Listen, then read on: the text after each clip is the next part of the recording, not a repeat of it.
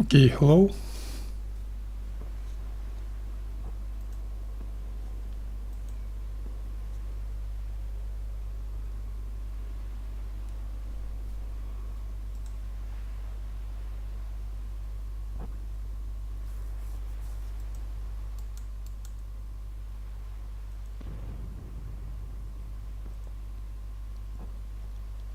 Okay, hello.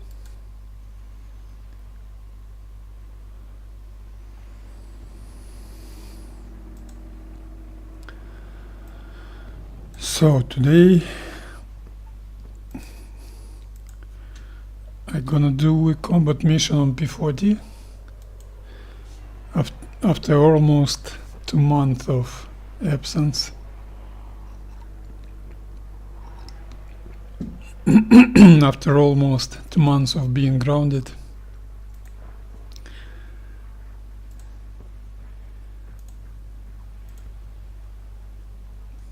I need to do my main combat mission type is the P-40 Strafing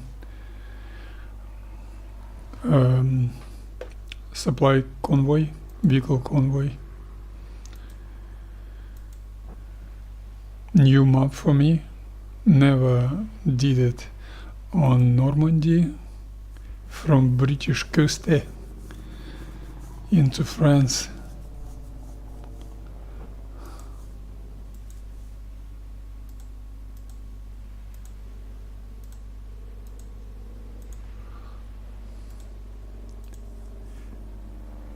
My P-40 is gonna be old version, no any new engine. I didn't ask for that, I don't need it, probably.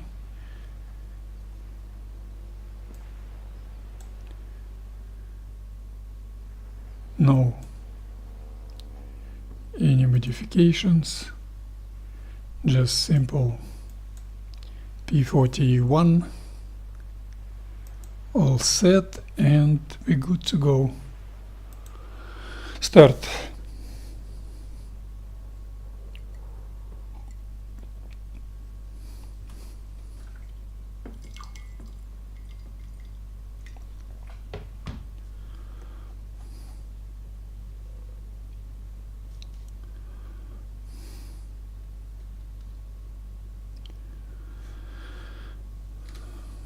Okay, first of all, my target.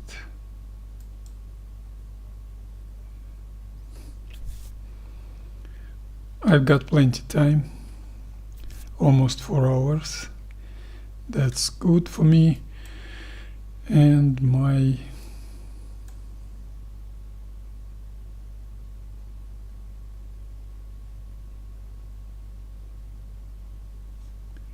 route is gonna be quite simple.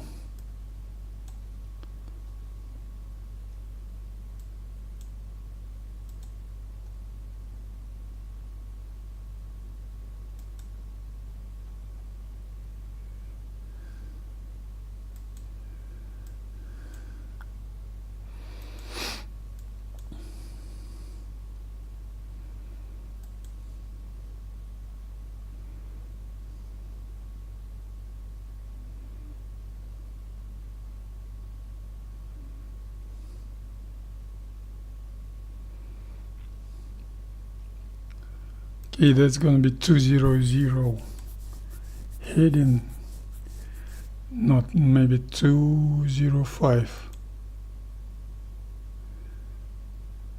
And that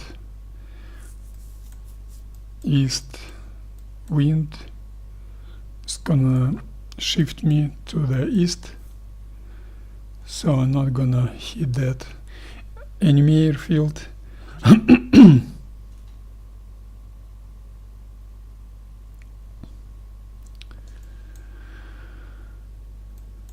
So fine.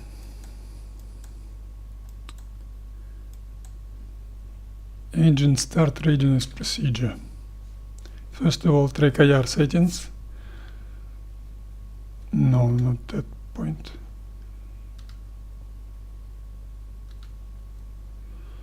Okay, track IR set. controls available.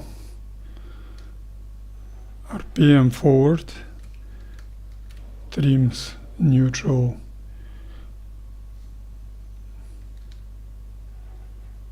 I don't need that on P-40, okay. I forgot. And I set my elevator and rudder trim on a stabilized climbing settings. Stabilized climbing attitude settings, and that's gonna be my normal taxiing settings.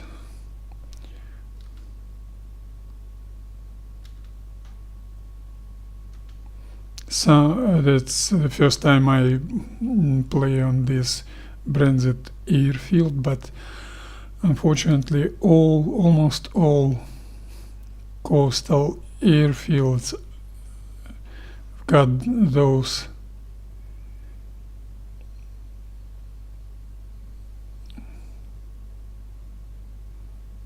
taxi runways. I wanted to say that's a steel plate, but probably that's a gravel. No, that's steel plate. I don't know.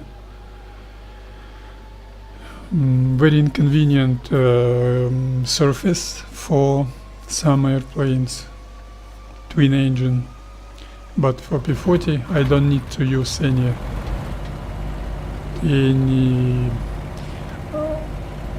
differential power to S-turn while taxiing, to turn while taxiing for normal taxiing procedure. So I can use my rudder surface without using brakes. Taxiing is quite okay on P-40. And now I'm here. My start position is gonna be there, over here. So I need to taxi all the way there. First of all, start moving part.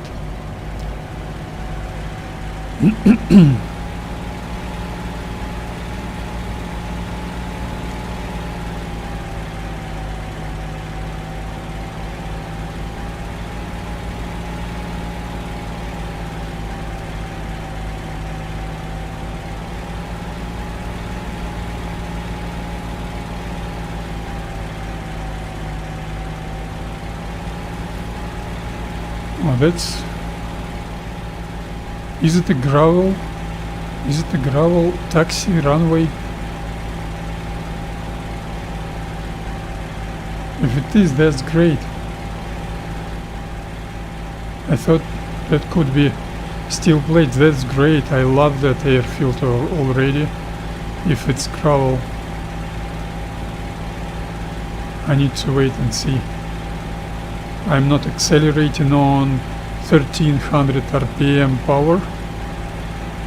Once again, I'm gonna repeat, manifold pressure is too low, so manifold pressure gauge isn't working yet on such a low manifold pressure, but RPM governor isn't working yet either, because of a low RPM.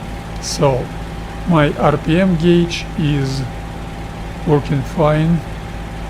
Oh, that's steel plates. Here you see steel plates with a very low drag resistance force. And my P-40 accelerated immediately. So I wasn't ready for that, sorry, my bad, and I was forced to apply brakes. I don't like that surfaces. Of course, in real life those surfaces are much better for salty weather or for rainy weather, for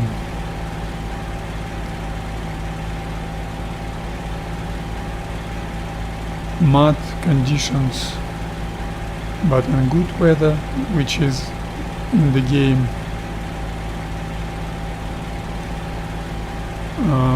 Those gravel, ground, surface,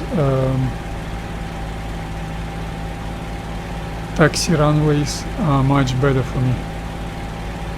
As you can see, you've got Soviet red stars on P-40 on English airbase. That's incorrect, but who cares? I know the guy who create missions. He does it manually all the time. That's a awful amount of work.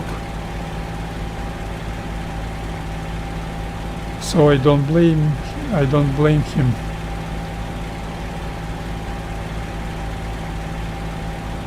As you can see, 12.500 RPM wasn't enough. My P-40 is moving very slowly.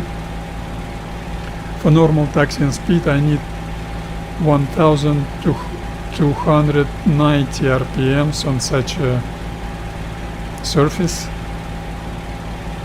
but yes, now I've got 1270 RPM. I'm not able to tune it very precise with my throttle level on my joystick, but anyway,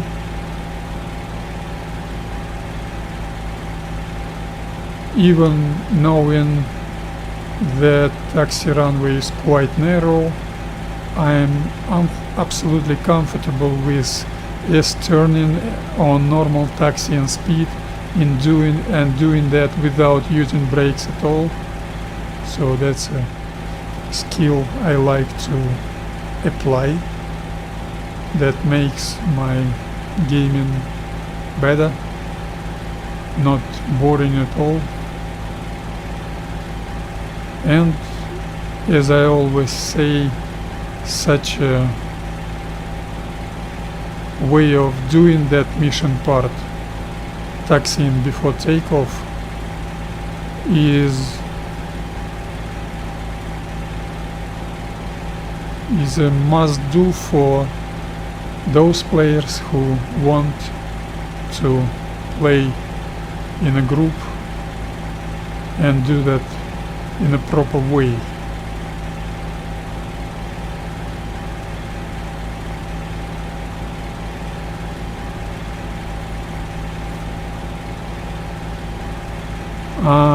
Now I see.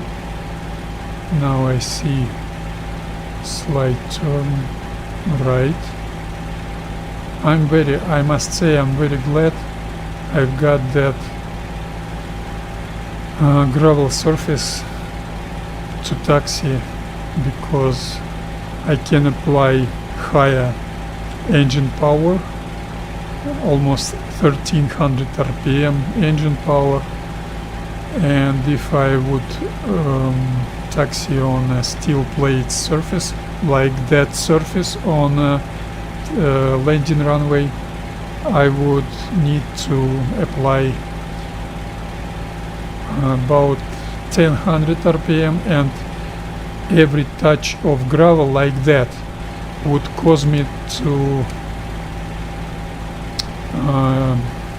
rotation moment.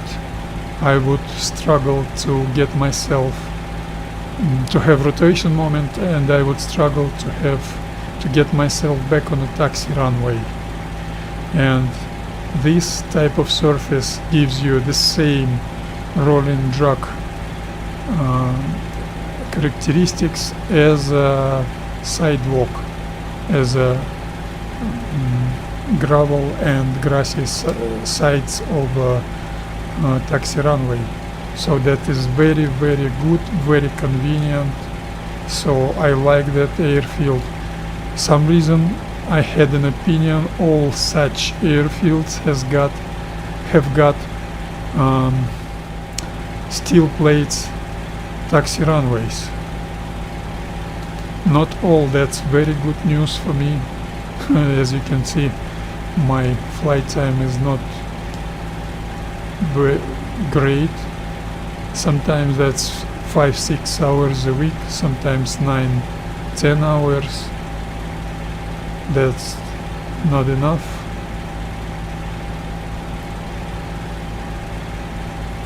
And I'm closing to my readiness position.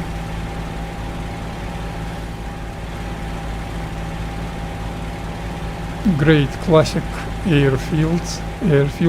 I hope the landing runway wouldn't be very short.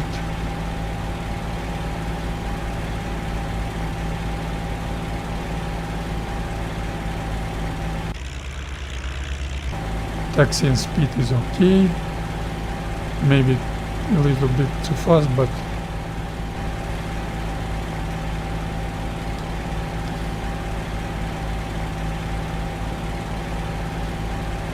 okay, now I'm not gonna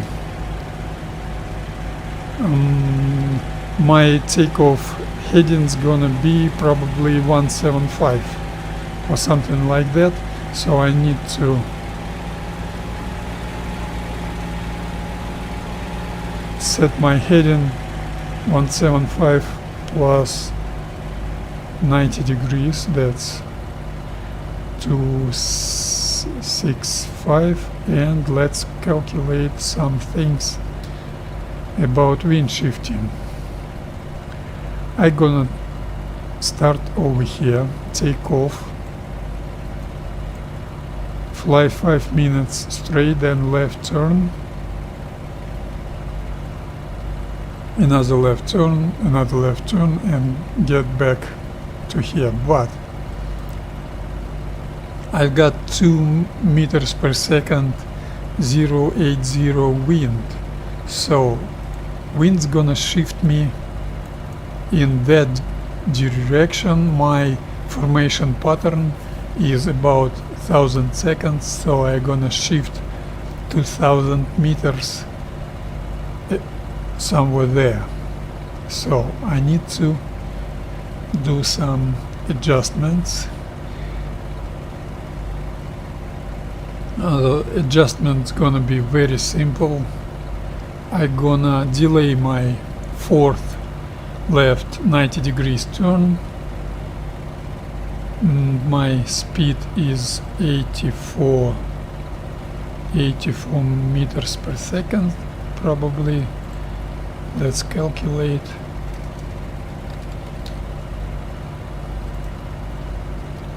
(2000 divide 84). 24 seconds delay. That's good for me. So my wind shift adjustments on formation pattern is gonna be delayed start of fourth 90 degrees left turn, and delay is gonna be 24 seconds, and after completing that turn I should see that runway on my 12 o'clock, not on my 11, not on my 1 o'clock. So let's check out what's gonna be my start time. Now it is 11:35 almost, and 11:36 is gonna be my start time. So it's 30 seconds till start moving on start position. Canopy closed, all set, not all set, I'm sorry, that was my mistake, my bad. I didn't set radiator.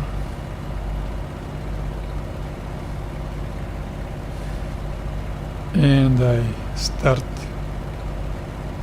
moving in 2 seconds, increase power.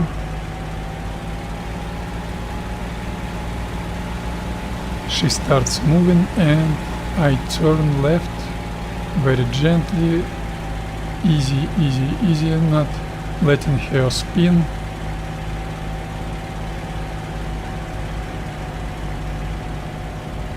That's good, that's good. Little bit more power. I'm rusty, I need to practice a little bit more. Okay, 2 seconds till start. Start. Throttle forward very slowly, very gently. 39 inches. Okay.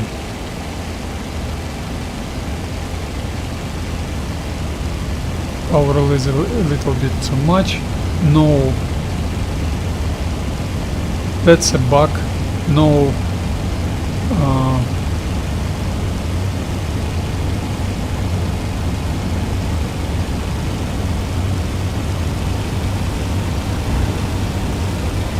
Okay, technochat on. Take off. Gear up. RPM down to 72. Accelerate and pull up. Throttle back on 27 inches. She's stabilized. I was on 0 altitude. Heading is okay. Climb 300 and transitioning into straight and level. RPM down to 43%. Set up she's pitching nose down. Set up our rudder and elevator. Minus 5% more. I wait until she pitches her nose down, her nose up, and reduce elevator trim settings. Minus 5% more. Wait until she pitches her nose up. Minus 5% more. Technochat off. I don't need it anymore. I needed it only for transition. And she pitches nose up. I reduce power to 18.5 inches.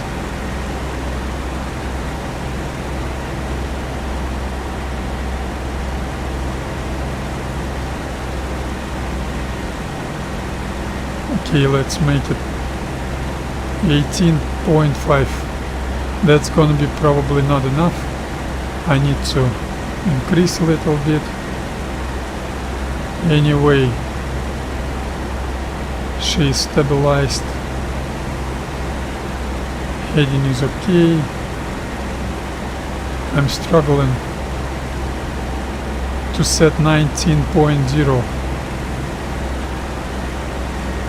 Let's make it 18.5.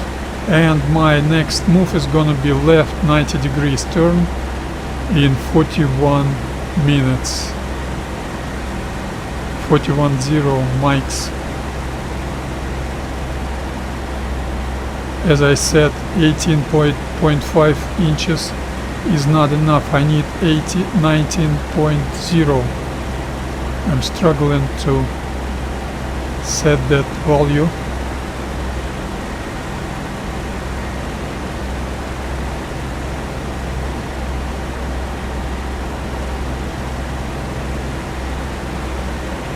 I'm moving my throttle lever on my joystick forward and backwards, and that gives me 19.0.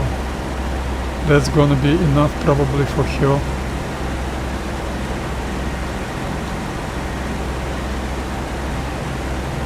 Heading is 175. It's okay for me. Timing is okay. 1 minute still left turn that's okay. That's a formation pattern procedure. If you fly within the group, each next airplane is gonna start with a 30-second delay, and you're gonna start your 90 degrees turn with a 15 seconds delay, and the second 90 degrees turn once again with a 15 seconds delay. And after completing that turn, all group should be formed up.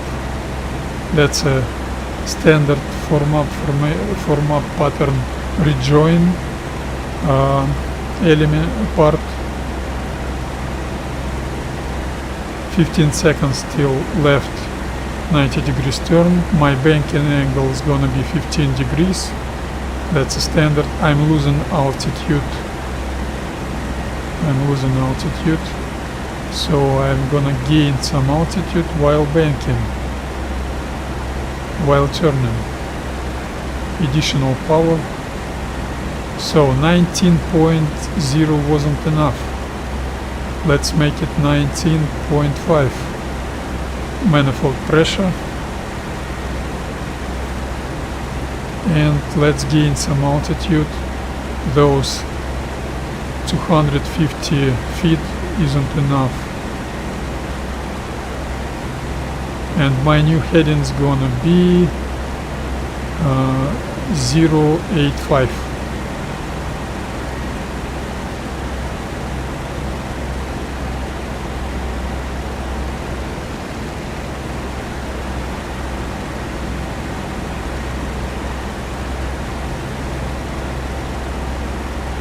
.085, 53-54 seconds turn, that's normal. 19.6 inches manifold pressure, let's wait, maybe that's gonna be enough for her. And I've got 40 seconds left till second left 90 degrees turn.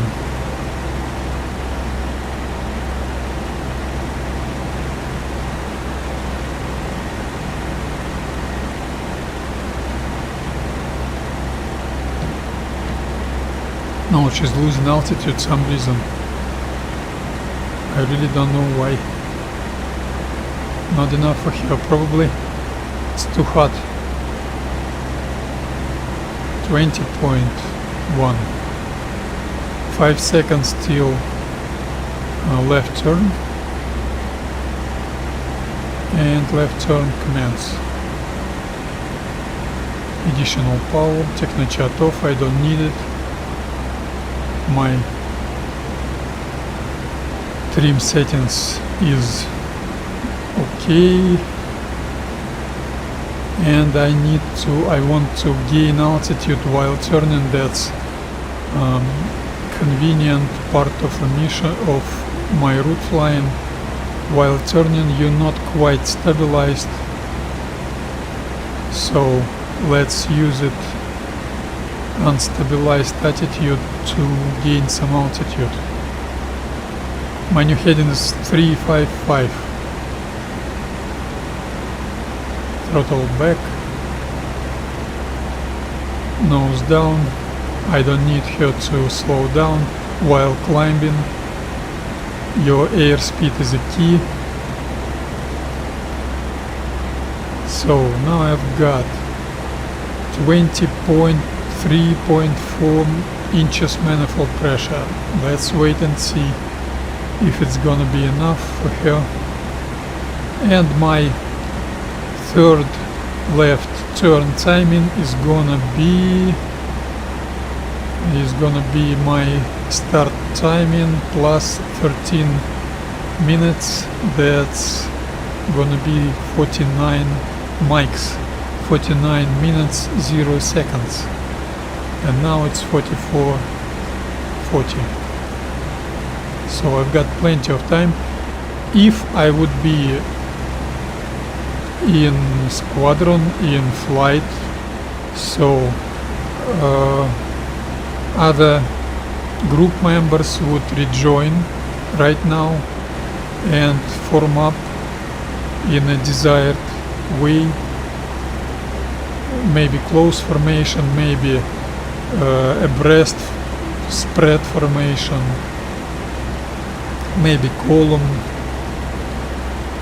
maybe echelon formation, any way of formation, but you need to reduce distances. So when your distances in your group 100 meters, 200-300 meters, that's manageable. You add some power and reduce, you kill that distance. But when distances are kilometers, 2-3 kilometers, 1 kilometer, that's too much. Unfortunately, when you watch somebody's stream, people always reduce those distances by adding power, by over burning fuel, by heating up the engines. That's not good. That's not good. Those formation patterns, they are well known. They are used even today in combat aviation.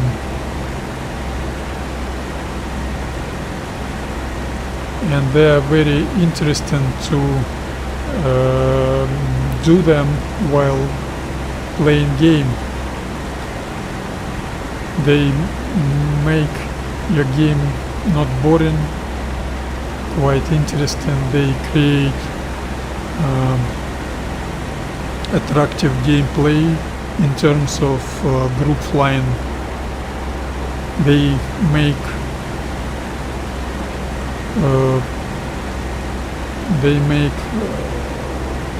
flying more comfortable for wingmen. I hate when a group leader does anything he wants and doesn't count on wingmen. Wingmen must to suffer because of group leaders' ignorance and disrespectful behavior and incompetence, I must say. So let's watch our timing. That's 48 minutes. So I've got 60 seconds left till third left 90 degrees turn. I can use my time to find where I am. That's a height, probably, I don't know how to say it in English. A big town, big city, height.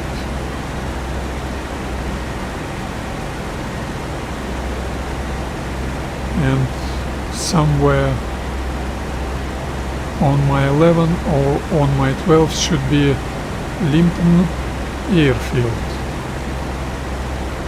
I love P-40, I love no turbulence conditions. She's so stable, so comfortable. Such a great airplane. Such a great platform, and I can see, and I am almost missed my third left turn timing. That's my bad, but that's good. I'm commenting for you because that's also operational readiness training. In combat, you're gonna have to listen and to reply for group members' reports, and you should divide your attention from chatting to controlling your right timing and watching your map, watching landmarks, terrain features. That's a great gameplay, great aviation, combat aviation simulator. And in normal no wind conditions, I would have 50 seconds left till fourth left turn. But as I've said previously, I'm gonna apply 24 seconds adjustment against my wind shifting. So that adjustment's gonna be fourth left turn start timing delayed on 24 seconds. So not in 0 seconds I'm gonna start turning, but in 24 seconds. And if I if I wasn't wrong, that should... Why I'm gaining altitude? Can anybody say me why I'm gaining altitude? I remember in old IL-2 Forgotten Battles, it was some difference between sea surface and land surface. Above sea surface you needed less power, less airspeed to maintain stabilized straight and level flight, and on above the ground above the sea you needed to have more air speed. I think that's realistic, that simulates uprising air masses, airflow. As you can see, I was absolutely right that takeoff runway, landing runway is absolutely fine on my 12 o'clock, like in a drugstore, like we call it in Russian. That means very, very precise. I love it. That technique, that small route flying training is very, very valuable, very relevant, very useful, very important for your route flying, because that's very important.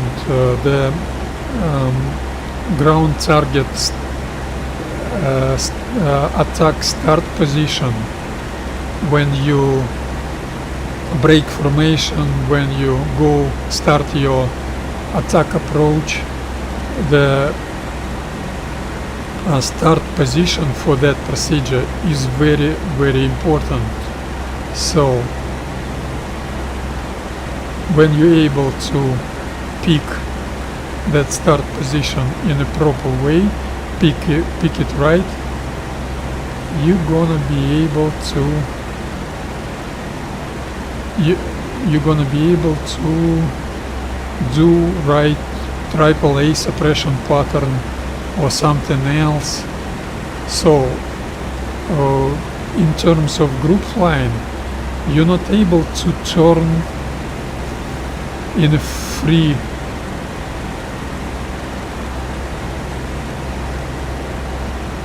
you're not able to do any types of maneuvering to get yourself in that right spot.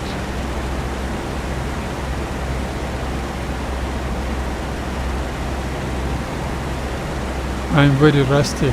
I forgot when 205 heading. I'm very, very rusty. Almost 2 months I didn't practice those combat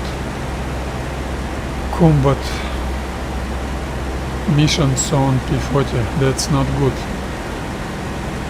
So to be able to fix your wind shifting with wind shift adjustments is very, very important skill to get your group, if you're group leader, to get yourself and your group, the whole group, in the right starting position for attacking the point. I know many players disregard that. They do not have any standard pattern, standard procedure. They do suppressing flak units or strafing in a very chaotic manner. But this game is much more interesting when you research, when you evolve, when you develop the way your procedures, your patterns,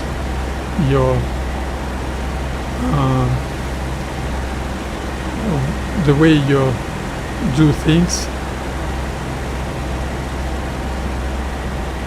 And if you've got some standard procedure or standard pattern, you're gonna need to have initial position and you need to pick it right.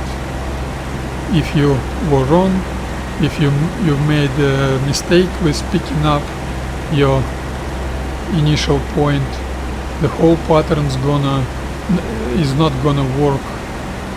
You're gonna be hit by a flag while trying to suppress it. You're gonna be not so efficient when strafing or bombing. So though that route flying is not only bringing you to the target, the main thing is to get yourself in the right spot to start your strafing, bombing or aerial targets attacking procedures. So as you can see, I've got now heading 205. I'm gonna cross La Manche with that heading, and now I am concerned with losing altitude to get myself on a low level. I like that technique, low level flying on stabilized attitude. That's very good, that's very convenient on no turbulence conditions. P-40 is one of the best airplanes for that purpose. She behaves herself very, very well, and I think I need to open up radiator a little bit. Now that's low level, as you can see. Once again, I'm gonna repeat, physics in this game is quite good, I like it. I do not play DCS. Some people say DCS is better, some experienced players say DCS isn't better. I didn't play DCS, so I'm not judging, but physics in this game is quite good. So I don't know how to say it in English, but like we call it in Russian, this game gives you aerodynamic cushion, aerodynamic pillow on a low level flying. I know I can see by her behavior my airspeed is a little bit not enough for straight and level stabilized flying, so that causes my P-40 to lose altitude. But while getting on about 30 feet altitude, that, or less than 30 feet altitude, that aerodynamic cushion or pillow, aerodynamic influence, which gives you close surface, ground surface or sea surface, helps you to bounce up and not to hit the surface.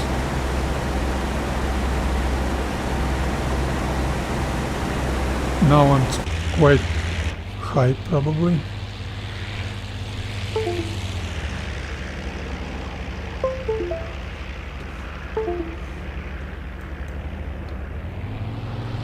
Well, that's low level, of course,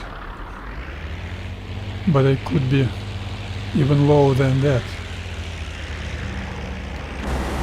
and I will be.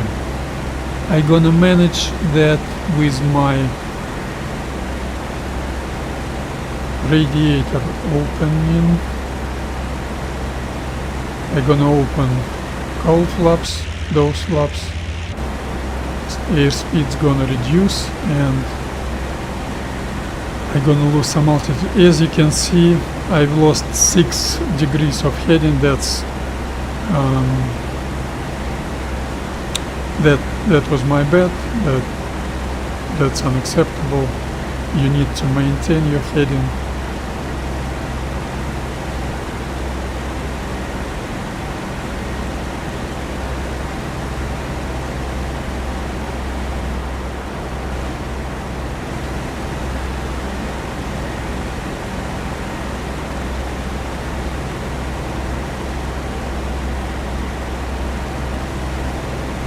But that wasn't enough, so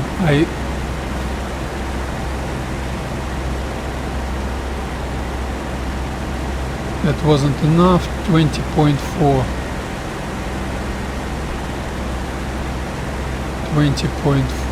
manifold pressure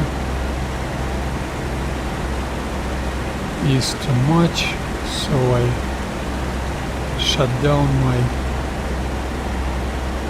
radiator, and she's gonna lose altitude immediately. I need 20.0. It's 19.9. I probably will not be able to set 20.0 with my throttle level on my joystick.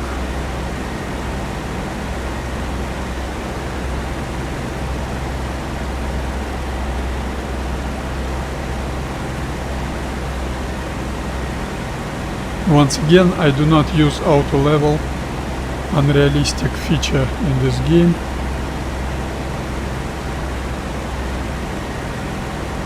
That's not, I'm not interested in that.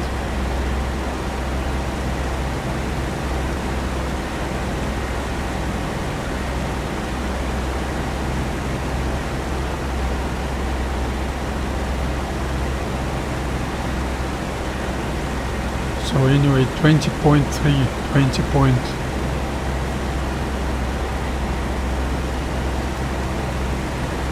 Okay, 19.9 probably. That's not enough.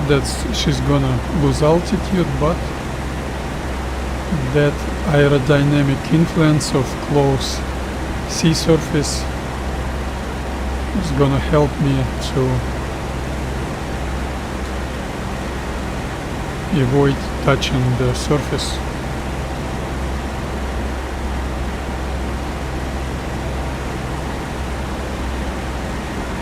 As you can see, now I've got 40 feet altitude. That's about 13 meters. That's very, very low.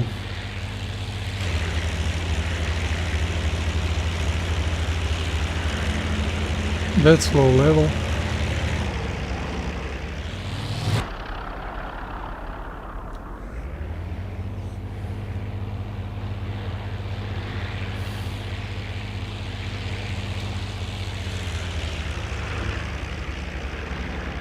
And low level flying, you need that to be stealthy.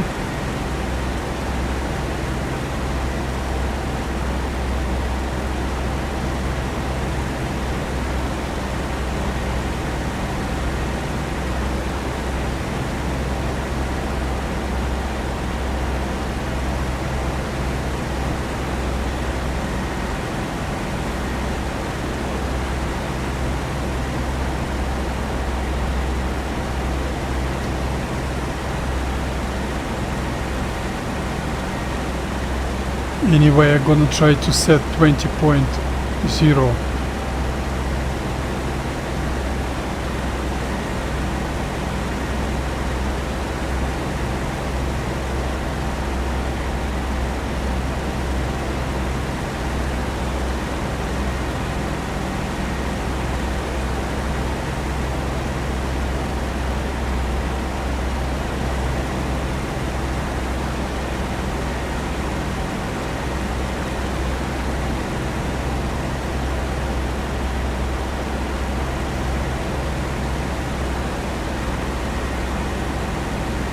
That's why I like 820, 820's cowl flaps are so mighty.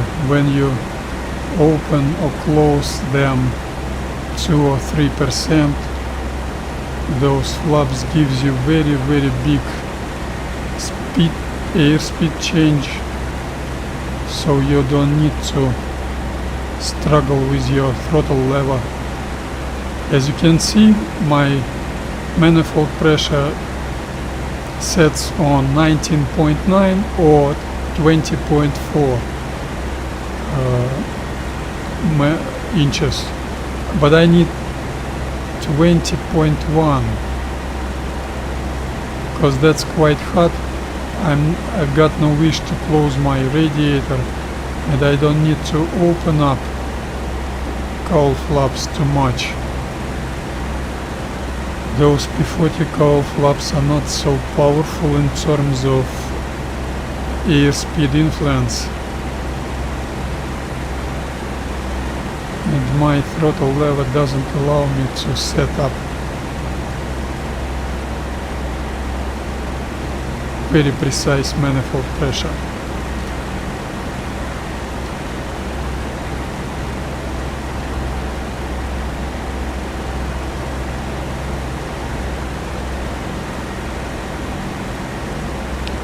But still, there is a feature of P-40's behavior. She's losing fuel and auxiliary tank behind pilot's back, and she is pitching her nose down very slowly. That requires very slow increasing of airspeed to stay stabilized and straight and level. So those 20.4 inches very soon is gonna be not too much, but quite okay. Anyway, I will set it and open 100% radiator flaps.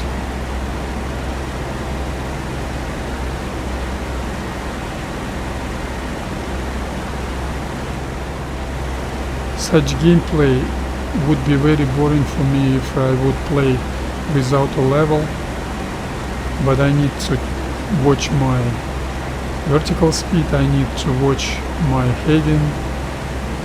All straight and level flying isn't I've got that straight and level flying with my piloting, with my manipulations, so that's not boring for me at all. I like it. And the only thing I bother for now is is the exact place where I gonna cross the Normandy seashore. Would it be Freiburg or Oosterham? Should I fly over Cayenne? I don't know. Because I'm flying not on by this red line, somewhere to the east of that line. That's a result of absence of navigator's kit with a ruler,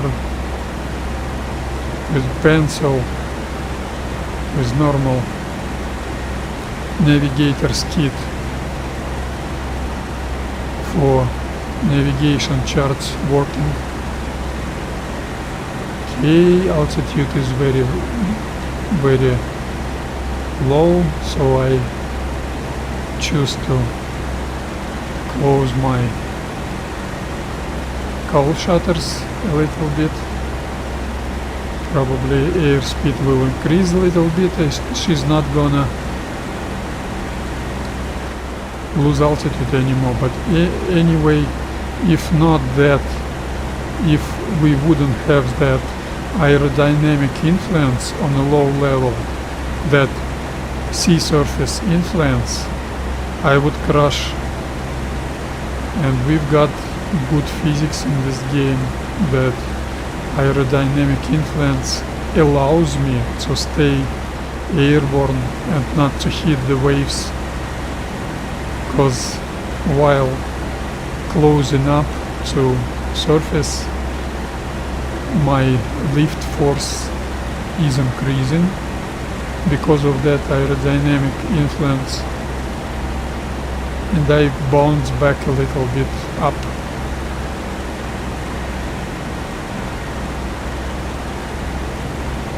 Now I'm starting to see French coast, French shore, that Normandy shore, and soon I'm gonna be able to see some landmarks, some terrain features like that river mouth, or maybe that town, or that town, or that town. That river mouth is gonna be my main terrain feature, which gonna allow me to, which is gonna get me knowledge where I am. And then I'm gonna adjust my route flying not to hit that target, not to be hit by anti-aircraft units on that warehouse with tanks. I don't know, probably there are no any flags over there, but I don't know, so I prefer not to take any chances. I'm gonna fly right over here, get over there, and start my attack procedure, AAA suppression pattern with heading 105 probably.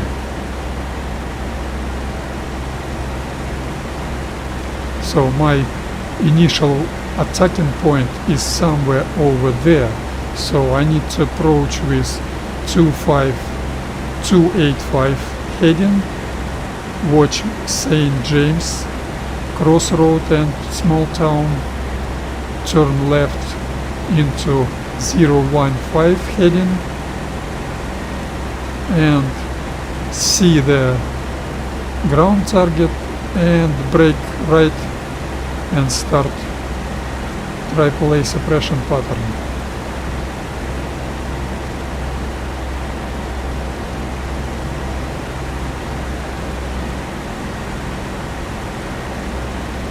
As you can see, I'm very comfortable. She's remaining heading, as you can see, 205 as I wanted that. 205.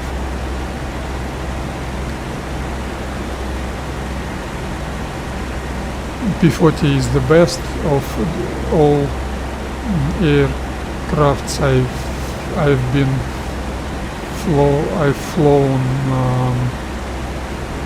been flying lately. I think A20 is the most inconvenient. She has tendency to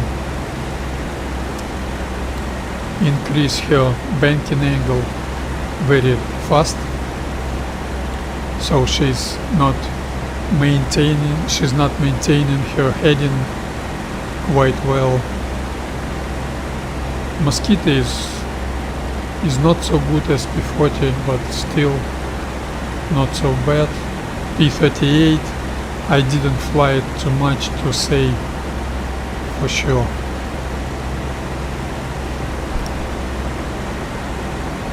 P-51 is good, but I must say I don't like on those powerful and modern for 1943, 1944 modern airplanes like Mosquito and P-38, P-51 I don't like. They've got very inconvenient final approach settings. You're not able to lower your flaps full.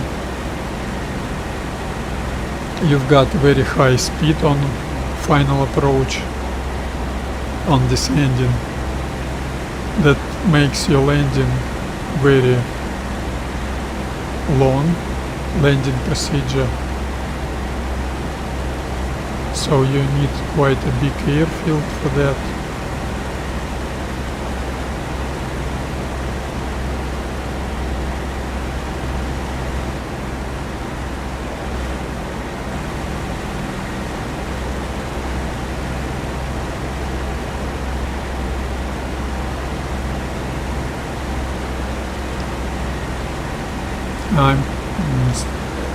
So what I can say, I'm somewhere there, so I can see that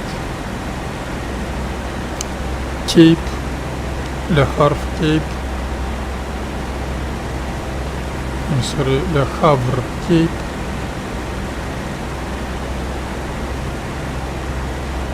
and I'm shifting left, I'm shifting to the east. So Cabourg is gonna be the city I'm gonna fly above while crossing the Normandy shore. I bet that's gonna be over Cabourg.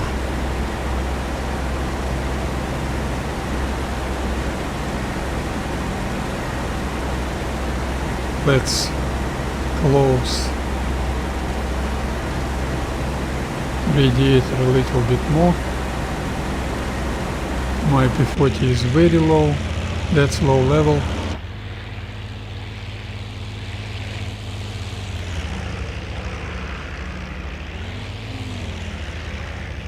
That's low level.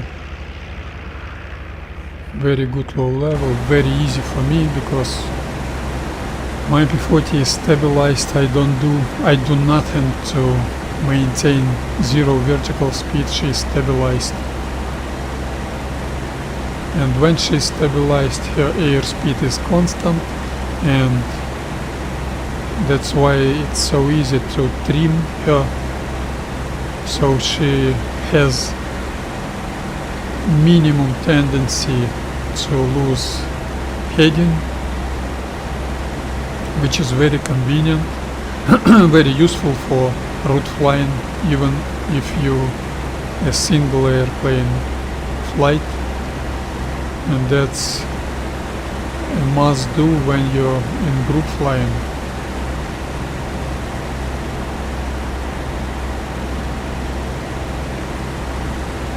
So that wasn't the Normandy shore I saw earlier, that was Le Havre Cape shore. Etrita, small town, and I need to adjust my aileron trim. I forgot about that.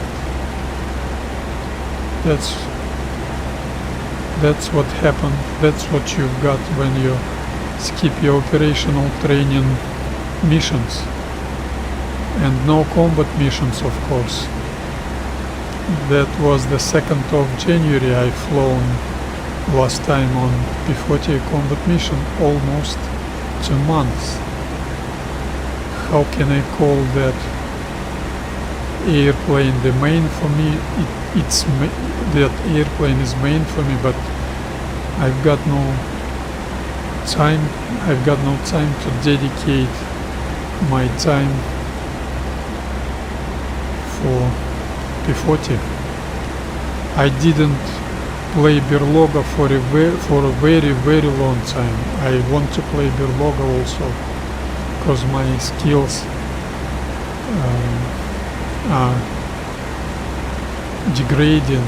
I want to play P-38, takeoff, circuit and landing, operational readiness training. I want to fly combat, I want to hunt aerial targets on P-40E-1. Gabelschwanzteufel also, so I need 15 or 20 hours per week flight time, and I've got only 6 or 7 hours flight time. Today, I don't know, this stream is gonna be my only stream for today, or maybe I would do another streaming, I don't know. I would like to do, but I really don't know if I'm gonna have any time for that. And by the way, my bad, I do not look around at all, so I should watch it. I shouldn't be too relaxed. I should keep my eyes open. But that unrealistic feature which you can see right now, you push the button and you can see no one's gonna hurt you. Those guys, they probably experienced players, not freaks who gonna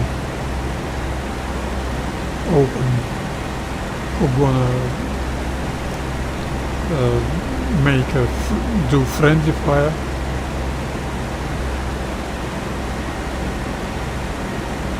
But still I call that mission combat, because when I gonna get myself on the target, that's gonna be not a joke for me.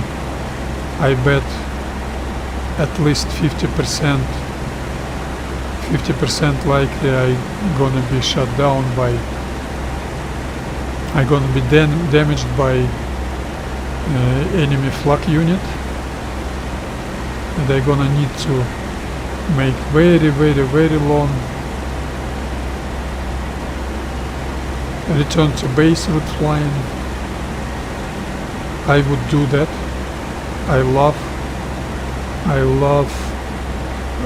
long route flying. Let's calculate. I've got, oh, that's great. I've got almost, oh, that's great. My formation pattern is almost 80 kilometers long, and I've got more than 300 kilometers till my target. I love it. That's great P-40 capability. But that reminds me, I should do what? I should switch to auto lean settings to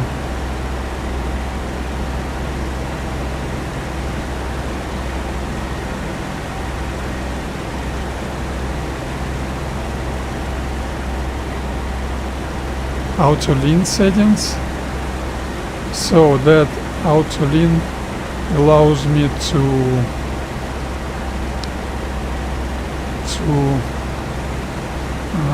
I'm gonna crash right now. That auto lean settings, engine setting, allows me to spend less fuel on my route flying, but in case of absolutely realistic physics, that would cause less engine reliability, because you've got high temperatures inside its cylinders, so they gonna need to be changed or repaired. That's why outreach settings are better. So you're wasting more fuel, but you've got less temperature inside your cylinders, your engine cylinders, and your engine is more reliable that way.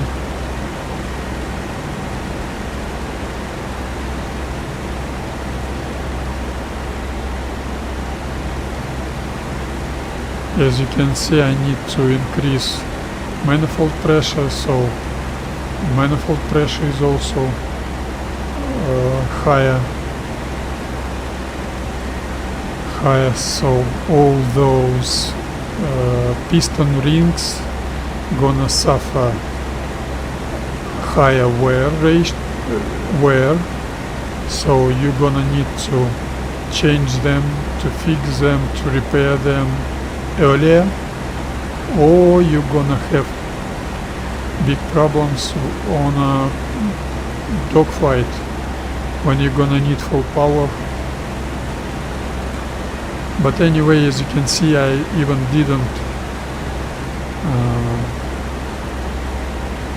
didn't choose new engine settings. I'm okay with an old Allison engine.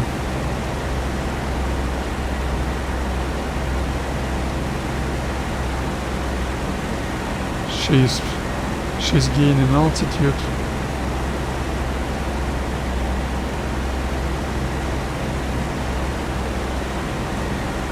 So I need to switch 22.5 probably. Manifold pressure 22.5. But I'm not able to do that. 22.6, okay. I'm okay with that. Radiator, cowl shutters full open because I'm too high. Let her lose altitude. This is low level anyway, but I'm gonna spend much less fuel on my route flying.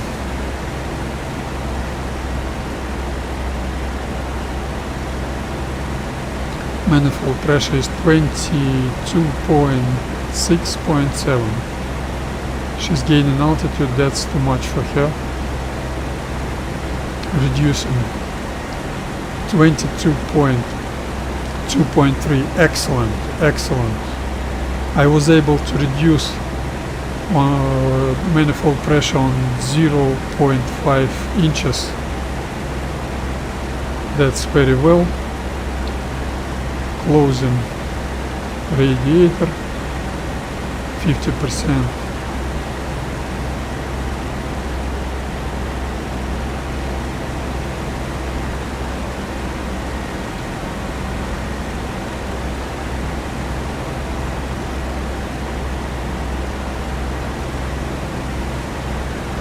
It's quite hot today,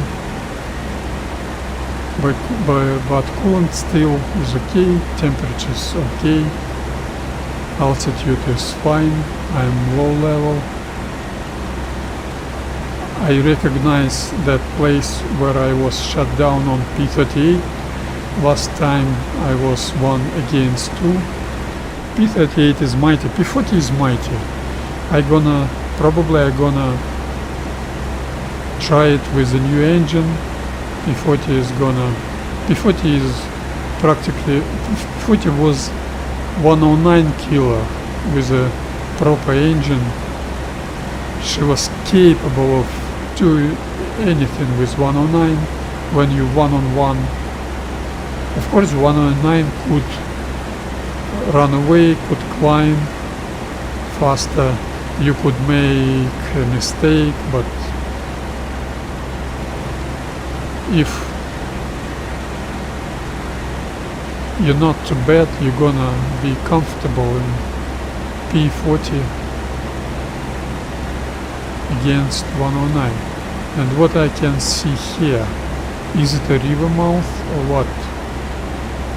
No, that's a Roan River.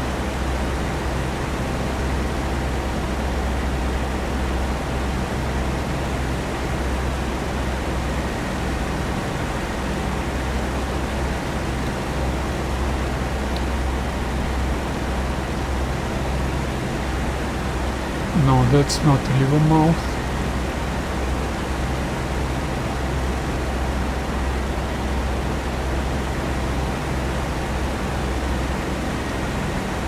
Where is that river mouth?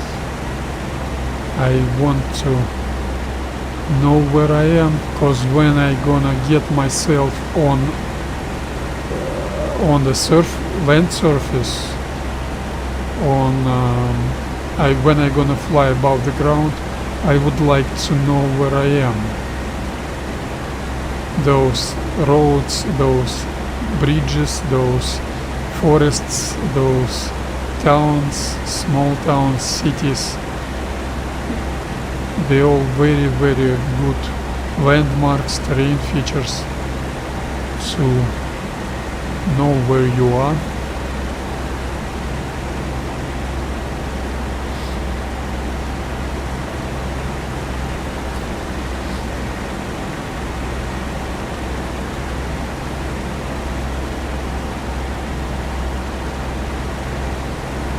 Where is that river mouth?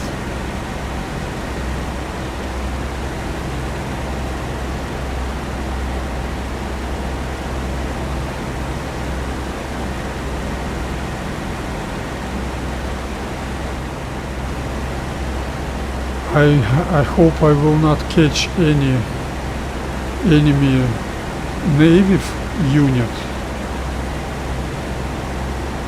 I don't need that. I need to stay stealthy. I don't need anybody to know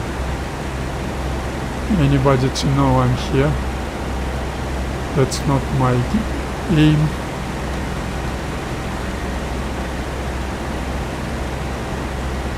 I'm closing, call shutters, closing and closing. So, some big city on my 11. Some very wide city on my 11, that's Kabul. So the river mouth should be on my 1 o'clock. I bet that's Kabul, and I see, I got visual of seaport structure. Probably, no. I'm afraid that was the river mouth, so I'm too far. I'm too far to the west. Anyway, that would be good for me. That is the river mouth, so I'm too far to the west.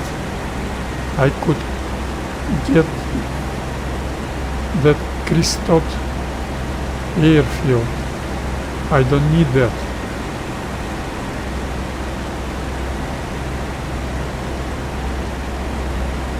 I need to see that river mouth. Yes, probably I'm too far to the west, some reason, I don't know why.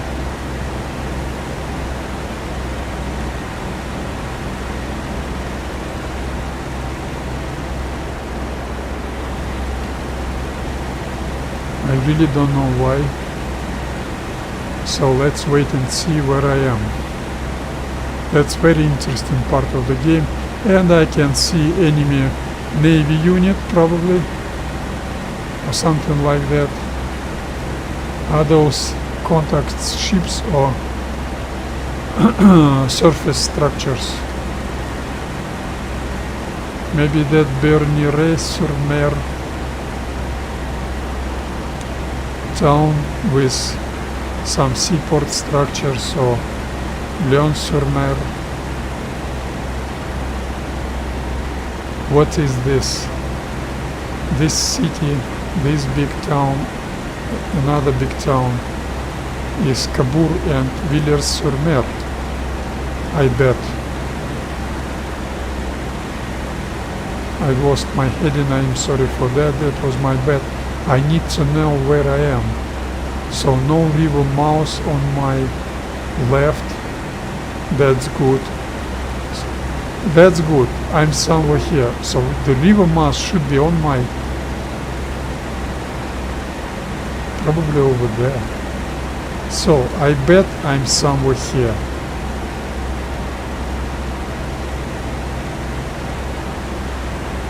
That's a quite wide part of surface without any cities.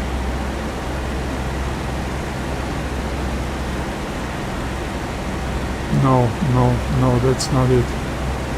I'm probably right on my... So that's how you lose yourself. I can say, frankly, I don't know where I am. That's my bad.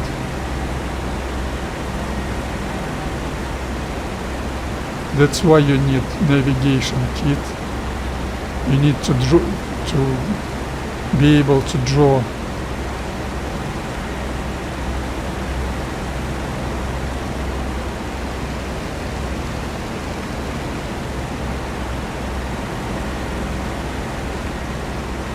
Yes, probably I'm right on my red line on my route, and I could touch those that enemy airfield.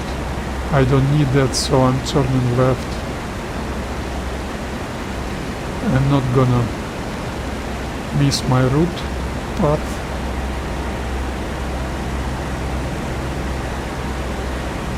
Oh, such a great...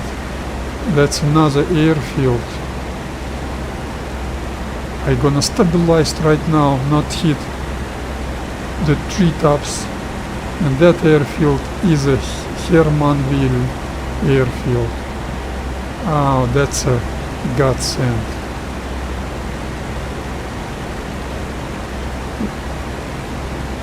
That French airfield saved me from losing. I'm gonna fly to Cayenne and then turn left. Now I know where I am. So 180 heading for now.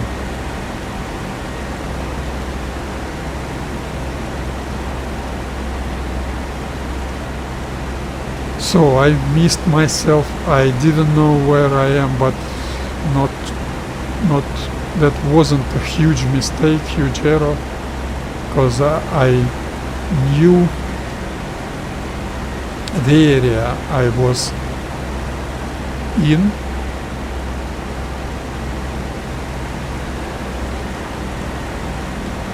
So I wasn't sure if I more to the east or more to the west of that area. But I must confess that river mouse, I didn't see it. So when you've got low level flying above the land surface, that's much more challenging for you. So you wouldn't be so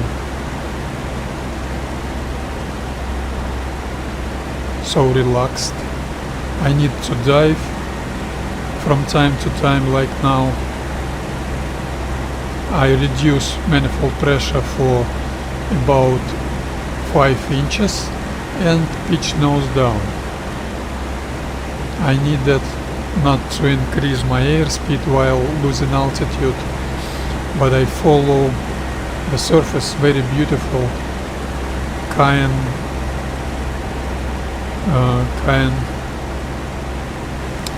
train station, and all the passengers could see me, and I have almost hit those treetops. That's not good.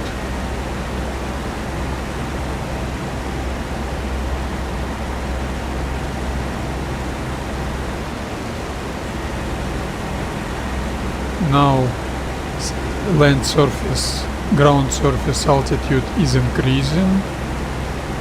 I can feel it, so I need to stabilize my airplane. Not only stabilize my airplane in straight and level flying, but also gain altitude. So I increase about 5 inches of manifold pressure and pitch nose up. And she doesn't increase her airspeed while gaining, he doesn't decrease her airspeed while gaining altitude. So when I need to level up once again, I just lower my nose and move throttle back on a standard position, and she's got standard airspeed. And I would say I need to watch those treetops much more carefully. I would say that low level you wouldn't get any better than this, or you're gonna hit the tree. Those, like we call it in Russian, Pinocchio nose, intercept your, prevent you from looking straight forward. You do not see anything on your 12 o'clock, but you can move your head left or right and see the obstacles. So I need to pick up the next terrain feature. Not much of those left. Oh, that river. That river is gonna be terrain feature. While crossing that river, I gonna turn right to new heading 205.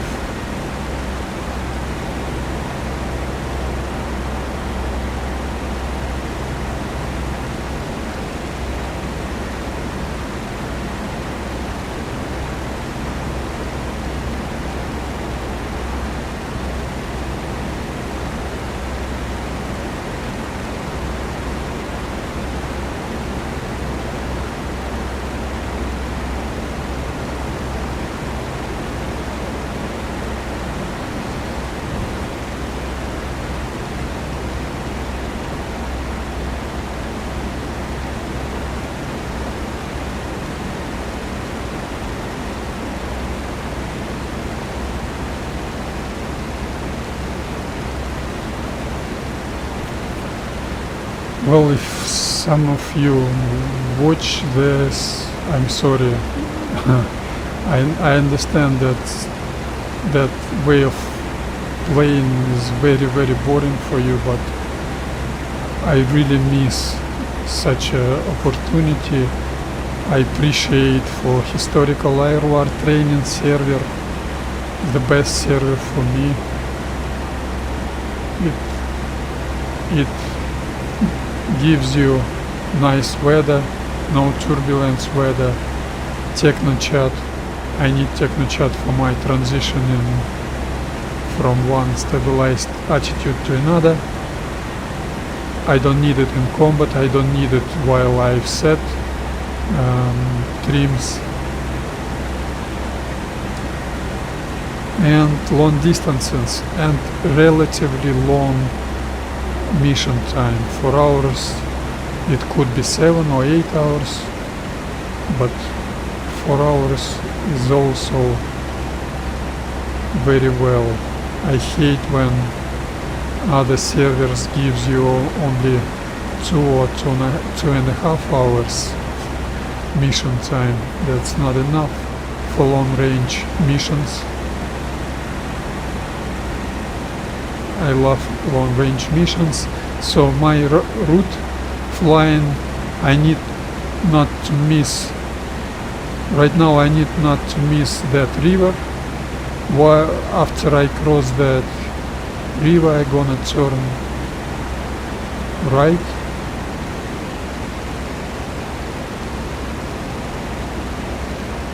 That Normandy land surface isn't flat at all, so I'm constantly jumping or diving to maintain low level. Low level is stealthy. It's very good for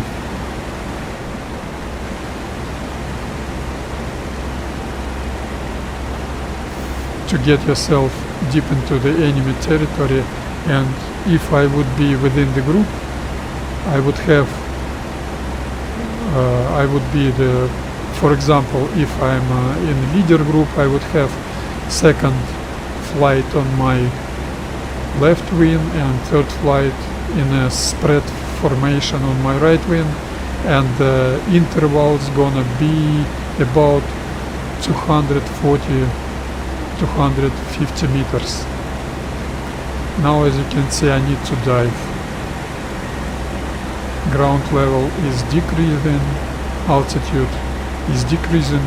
Probably that's the signs of that river is very close. Yes, that river is very close. That's a good understanding of landscape from my side. And when I cross that river, any features on that river? No, normal river, some curves maybe. Yes, I can see that curve. I'm somewhere over here, so I can turn right immediately. So very convenient when you've got such a great terrain feature as a river curving.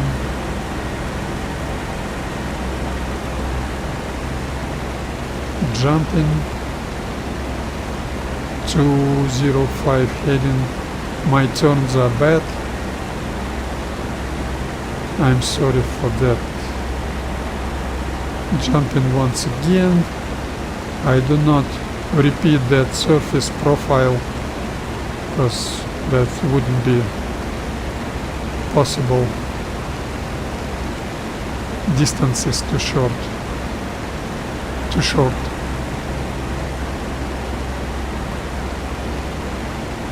So lower my nose down, increase airspeed a little bit so she doesn't lose altitude, and she's stabilized.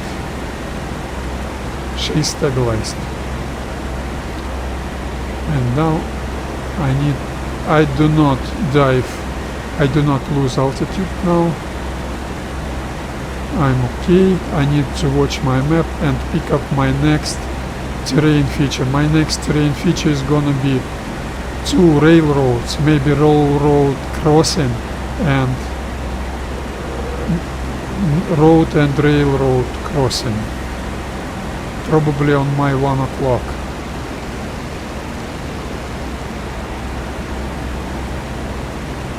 I forgot to do those aileron markings.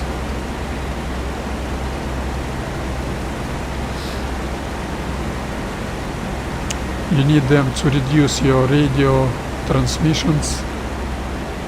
Once again, to be stealthy.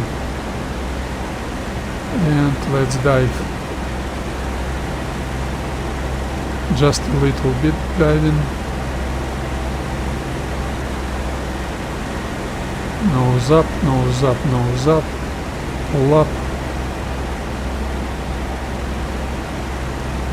She's stabilized. You don't get absolutely stabilized. Attitude. I hope I didn't miss that railroad.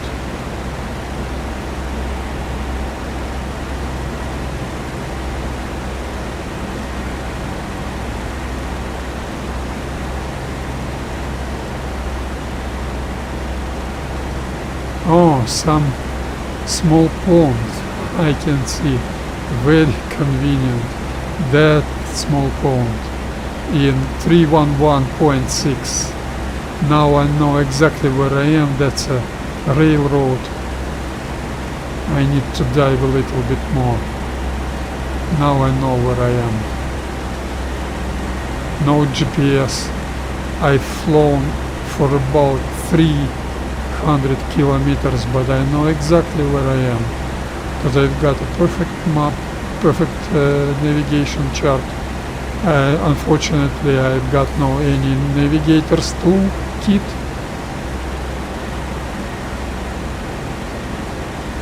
That's a disadvantage of this game, but those developers, team management,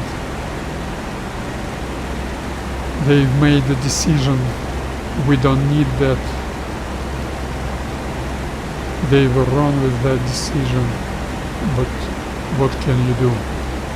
Now I'm somewhere here. somewhere here.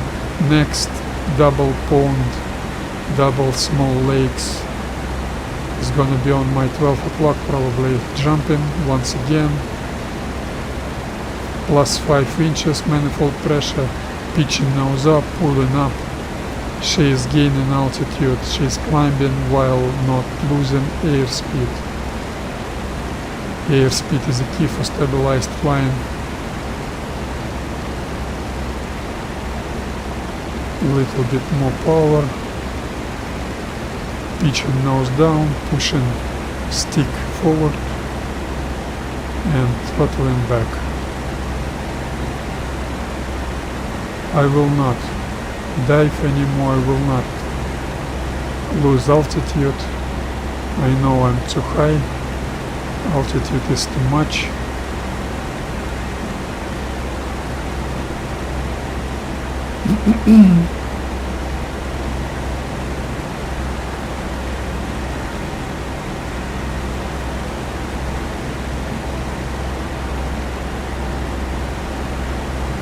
Oh, that's gonna be a very long mission, very long. Hageshi Santai, I probably know that guy, some Russian guy. He always speaks Japanese nicknames.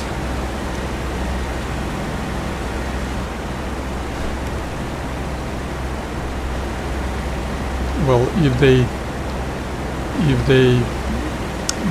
catch me, I don't mind. I'm in 3211, probably 3211.9 or 0.6. I'm not able to see those double pond, double small lakes. I hope I didn't miss, or some road. Yeah, probably. I'm on 3211.3, but I'm not able to see those ponds. And I've lost heading, 5 degrees of heading. And my next terrain feature is gonna be another railroad. Then I'm gonna fly south for about 1 minute, diving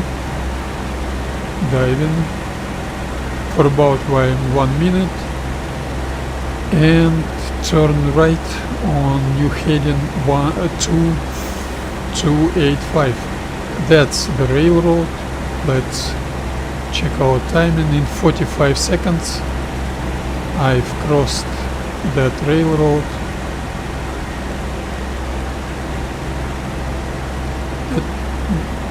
I've got a little bit concerned. I didn't see any ponds. I could miss them, or I misjudged my location.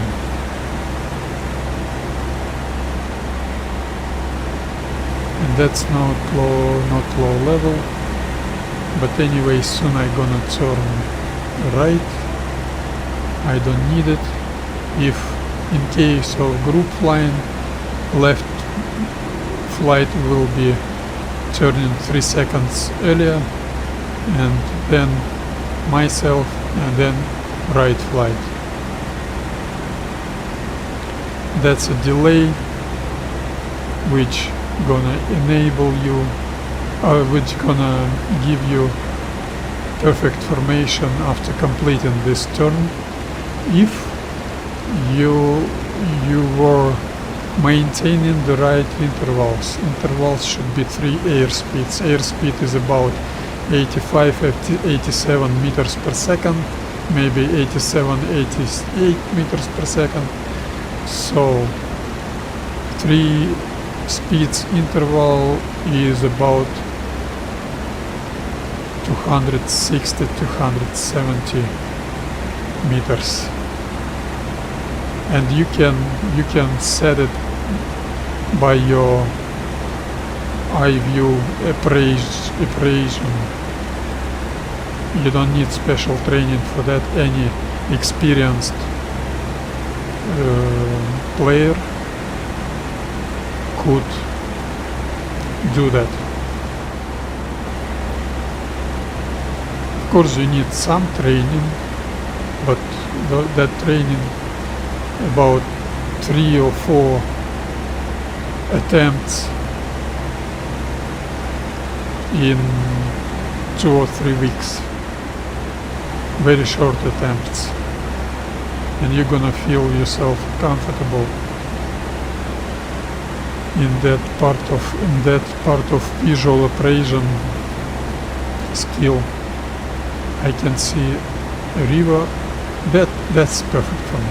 That if that's a river, that's perfect. That river. I bet I'm in 3311.1. That means my next terrain feature is gonna be another river on 3310.1, then pond in 3308, and crossroads. I probably will not be able to see that crossroads.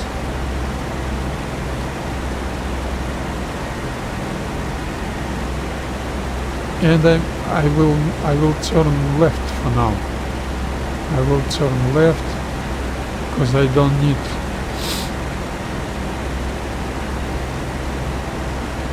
270 heading is my desired heading. That navigational skills tells me I will be too close to the target, not only this target and this, but if you're too close, that's inconvenient to get yourself in initial attack point, because you need some time to fly over there with heading 015 to see the target and to pick the right moment for break formation and triple suppression pattern initial point. I've gained too much altitude, leveling up.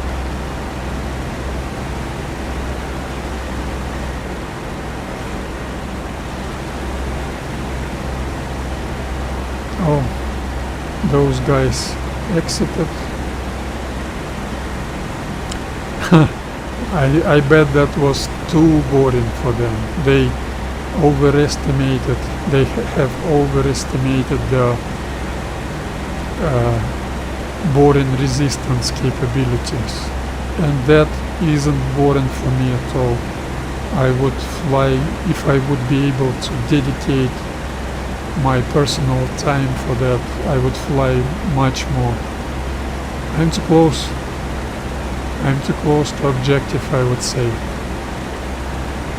I'm 3308.5. That was Big Lake and 3308.6. As I have predicted, I'm not able to see that crossroads on 3308.8. I need to jump. My next terrain feature is gonna be the road 180-0 heading road between towns London and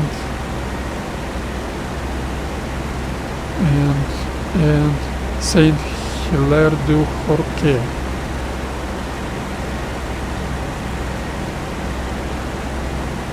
Oh, another road.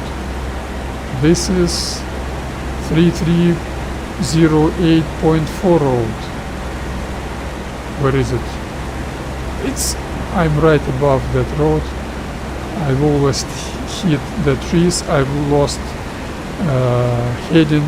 Thank you, developers, for developing that stupid, idiotic map, which You need to be blind to see that map. The real pilot, he's got always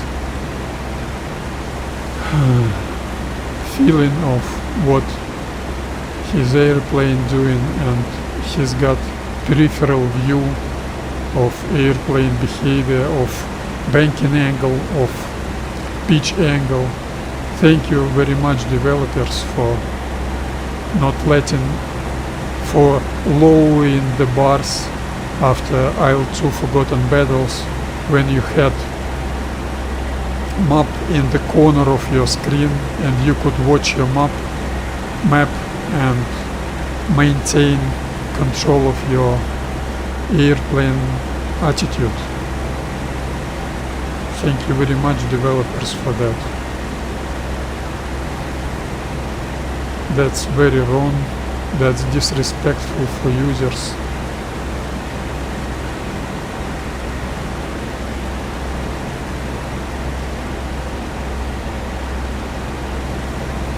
This mission's gonna be long.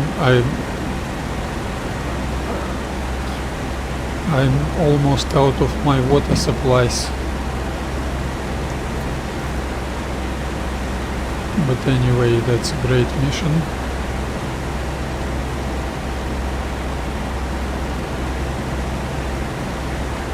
And I've still got 10 gallons of fuel in my auxiliary tank behind pilot's back. That's promising. I really don't know if that's that road, my terrain feature, landmark. So next I gonna jump, not to hit the trees, jump a little bit and pick up next terrain feature as a next route flying waypoint or landmark. And the next is gonna be St. J. Oh, I'm rusty, I need to climb already. Let's climb. Climb procedure, +5 elevator trim, RPM on 72. She's climbing while she's start pitch nose down. I made it a little bit more. Elevator trim set, rudder trim to 35, I think. Aileron trim on 0, +5% more.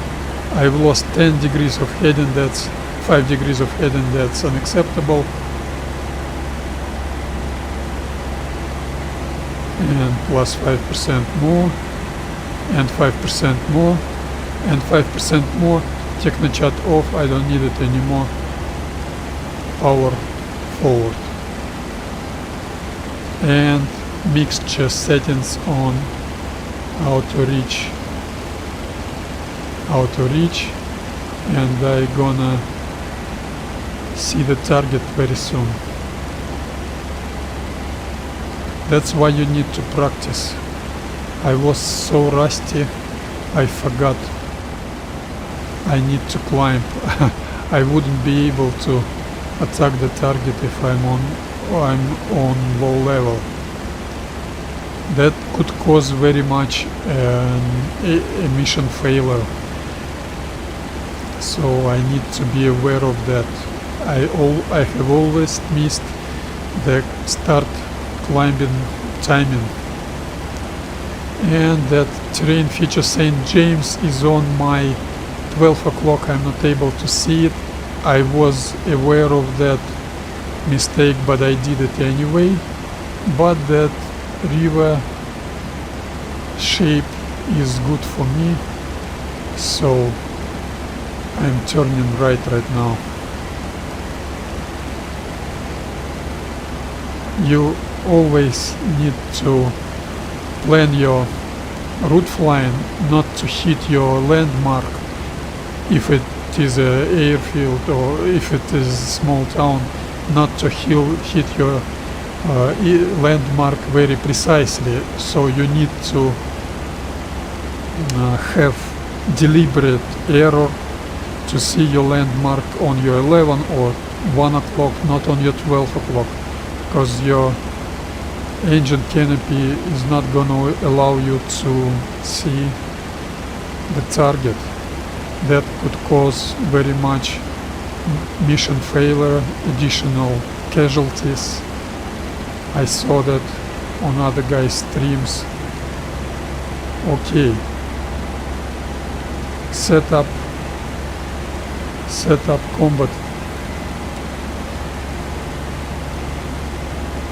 combat settings.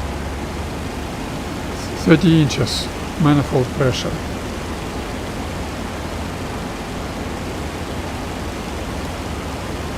62, 63. Okay, where is my target? I can see that city. My targets should be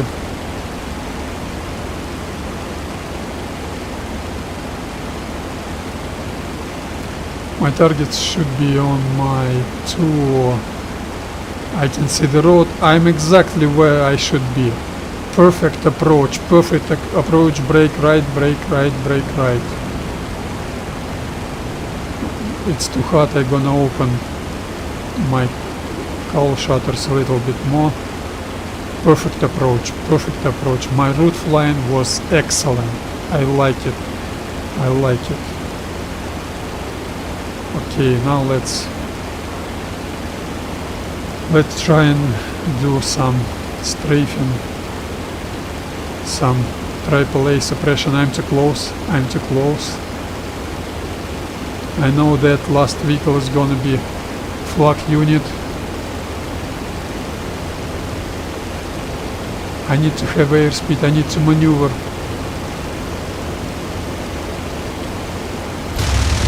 That was a hit, evasive maneuvering, very hard and violent maneuvering.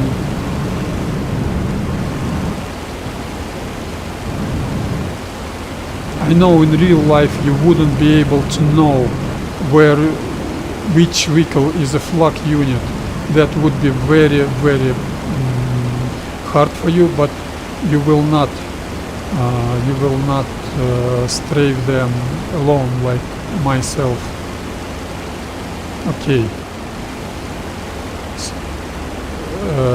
Adjust manifold pressure to 285 heading, and my standard, I gonna do standard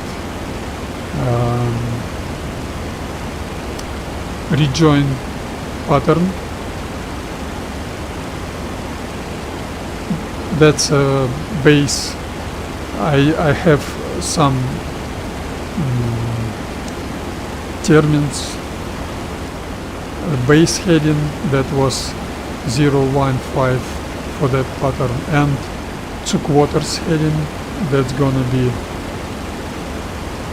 205.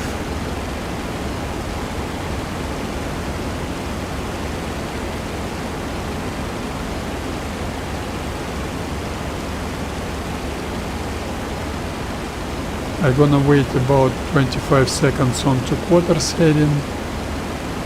That's opposite heading, and then I'm gonna do another 180 and prepare my airplane for climbing.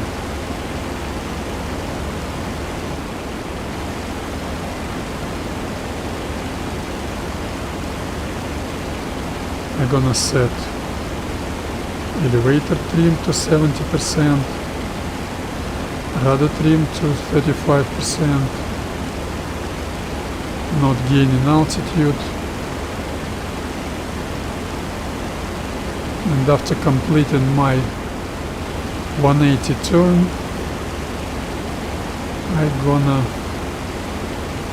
I'm going to reduce power to 15 inches and slow down. 15 inches, slowing down. Waste 20 seconds.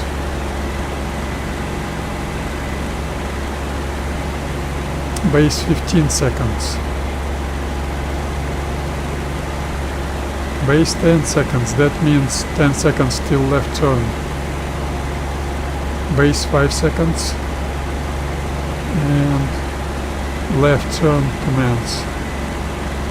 That's gonna be much sharper turn because of reduced airspeed. I am still maintaining 45-degree bank angle, and after completing that turn I'm gonna start climbing. My airspeed should be about 150 miles per hour. Absolutely fine, absolutely fine. Pull up, she stabilized. I was a little bit late, I'm rusty. I was a little bit late on power, adding power. I missed that mission part. But anyway, she stabilized and climbed in altitude. So now I'm climbing 1,500 feet above surface, and the surface I've noticed that is about 4 or 5, let's say 5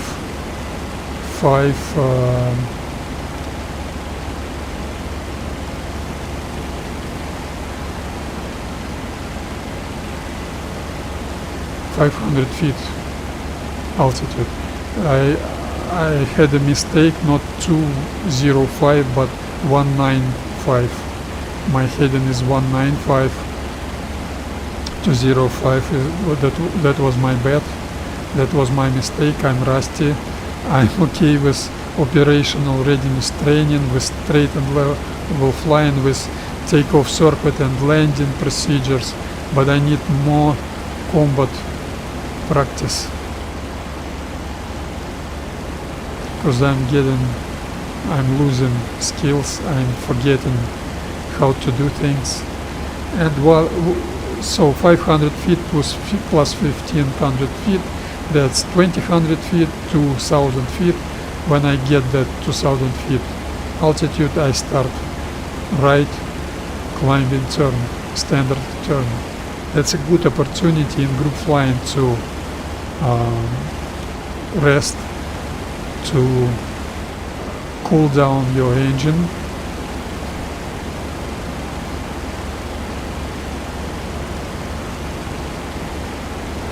And that allows me to gain altitude, to get myself once again into that initial point. That initial point is very important. Altitude should be enough, not too much, not too low. Positioning, location of that initial point should be not over here, not over there, but somewhere over here. Because I use left AAA suppression pattern, that's more convenient for me. And I need to gain 3,500 feet altitude. Those 3,000 feet wasn't enough. I've noticed that almost immediately when I start, after braking, when I start my approach for that flak unit. But I was lucky not to be hit by that flak. Okay, leveling up, adjusting elevator trim.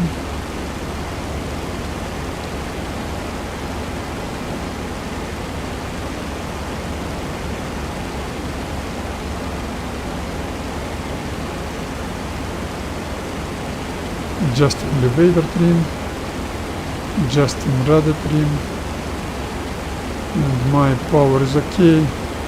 I'm not able to see. I'm okay. Brake right, brake right, brake right.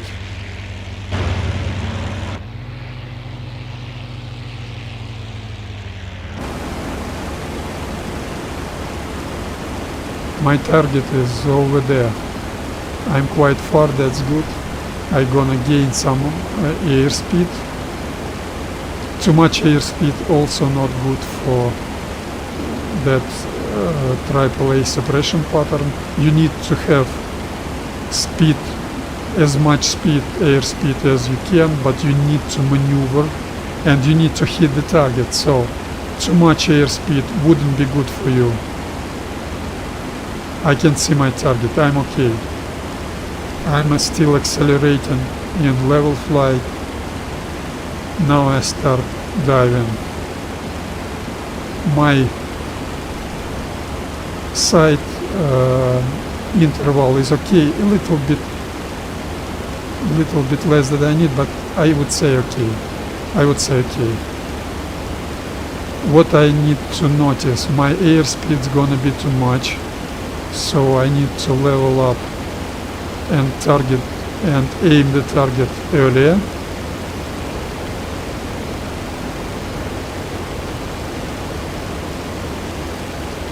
I need to lose altitude constantly, so I need to change altitude. Oh, that was a bad hit, but that was a hit, and I've received some damages. What's damaged? I didn't destroy that flak unit. That was a bad approach. That was a bad approach because of probably I was too far to the right. No, that was a good hit. Target's destroyed. So now in normal conditions I would do another rejoin from pattern and then get myself into the base point, as I call it, but I've got no time, I've got no fuel. My base heading's gonna be 105. My jump heading, I need to remember that, is gonna be 115 probably. 115, and the first circle I will not. Oh, that's, we've got different. First circle I will not strafe. I will not do any climbing at all on my first circle. As you can see, I will not use any technochat on this combat. I need technochat only for transitioning from stabilized attitudes. So first circle, you need to establish your base point. You're losing speed while banking, while turning. That's why you need 3/4 shifting. My 3/4 is gonna be 105. So when my heading is 105, I'm gonna level up and fly about 2-3 seconds straight, and let's about 3 or 4 seconds straight, and let's watch what I should let's watch the point. That was too much, I think, but that's okay. That was too much. That was too much, definitely too much. But anyway, next circle will be profiled circle, as I call it. So I will do some 1/4 shifting. 1/4 is 285 heading. I think about 2 seconds 1/4 shifting, leveling up, 2 seconds left, okay, past 2 seconds, and on heading 115 probably I gonna level up and start climbing. Then I gonna climb. My target altitude is 500 feet exactly.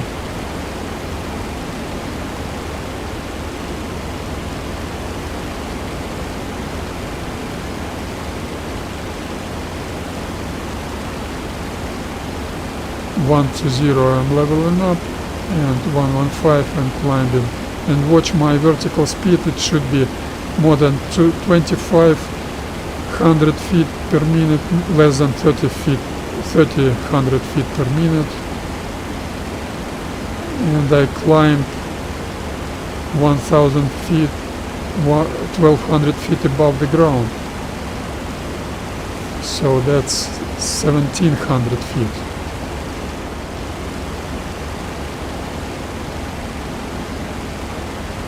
Vertical speed was insufficient.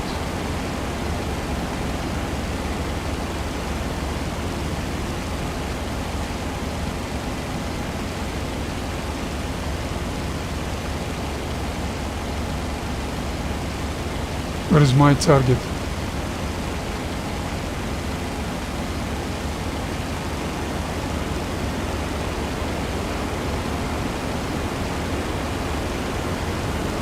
Something's wrong. Something is very, very, very wrong. Very, very wrong. What's wrong?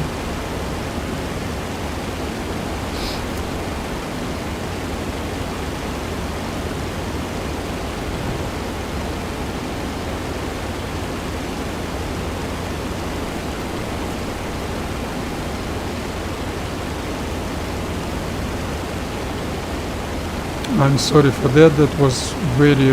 I made some mistake. I don't know the exactly what mistake it was.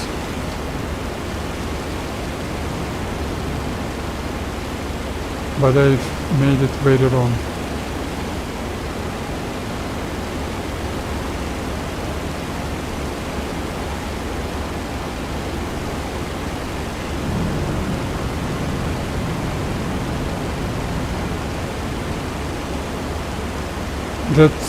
That lack of time, unfortunately, I'm hurrying up. That's not good.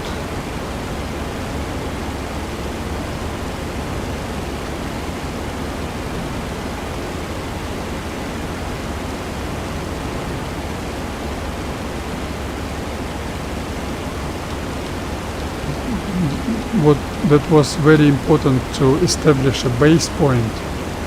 My base point was too far to the east, some reason, and those 2 seconds, 1/4 shift didn't work. I needed 5 or 6 seconds probably. I need more practicing. I needed more practicing. I've almost hit the tree.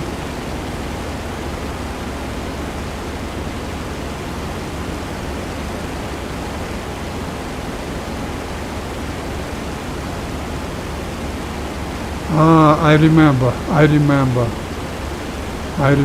what was wrong.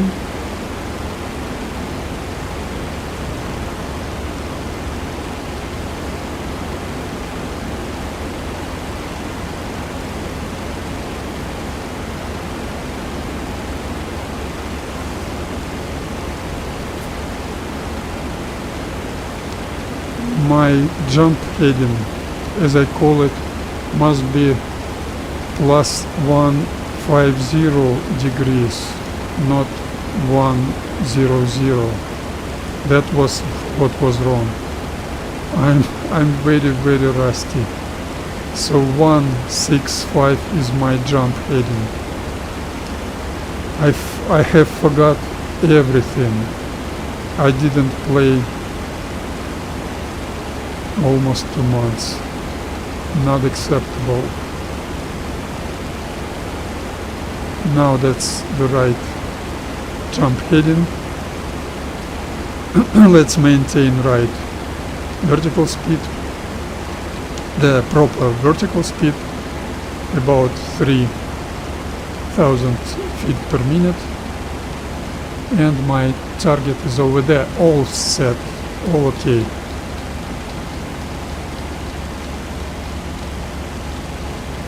And start turning.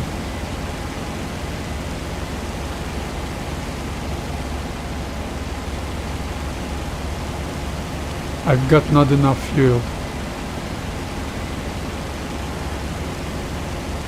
I've got too little airspeed. No firing this time.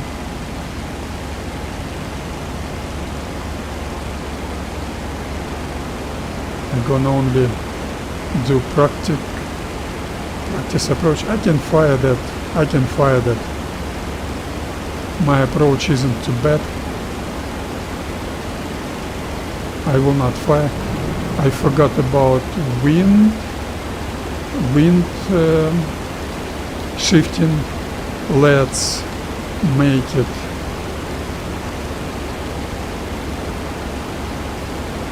okay. I don't care about wind shifting.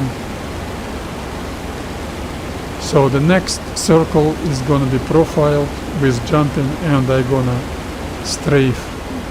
I'm gonna open fire.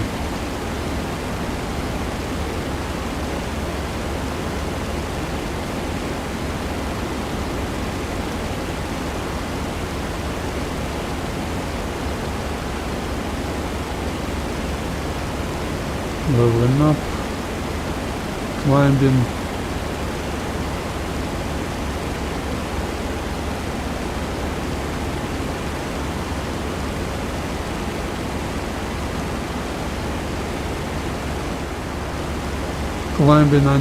until 1700 feet above the ground.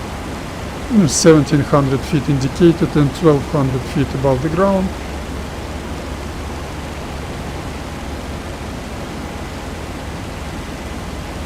Watching our airspeed. Airspeed shouldn't be less than 140 miles per hour. It shouldn't be more than 150 miles per hour. And my target, where is my fucking target?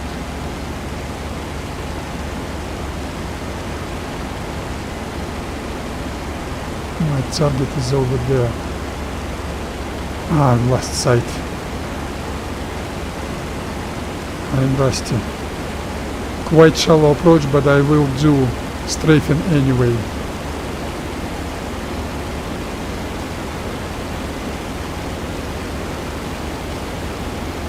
No. Engine damaged. That what was wrong. I've got engine damage because of that flak unit.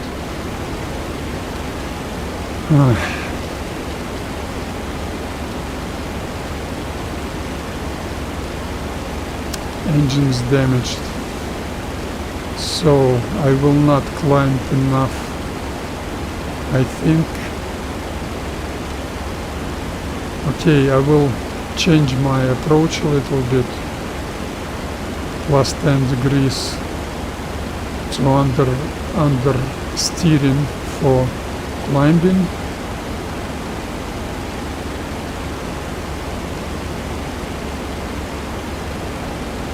I will change my approach. That's a minor engine damage, but still I will not have any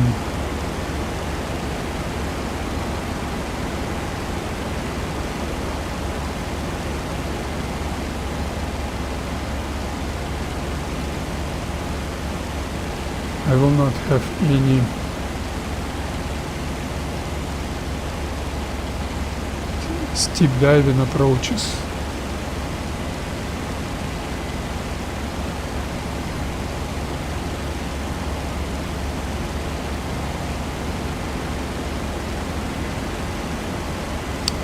I'm too low. I hate those flags.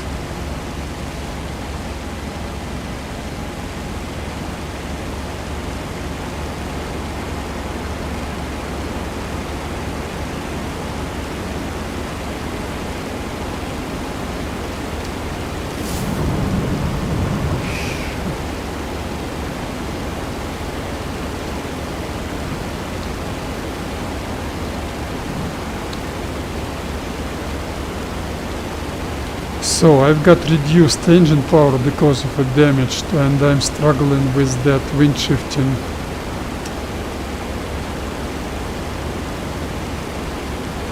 And I've got really not too much fuel left. So the countermeasures from my side is gonna be increase under turning on 10 degrees, start turning on climbing turn earlier, a little bit more climb vertical speed. That's gonna allow me probably to compensate.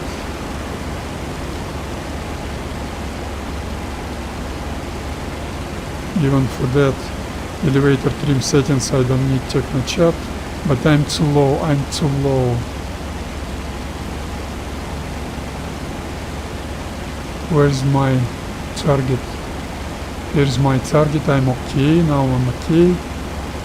I'm gonna strafe some targets at least, but I'm too low, as you can see. That's not good enough. That's all because of engine damage.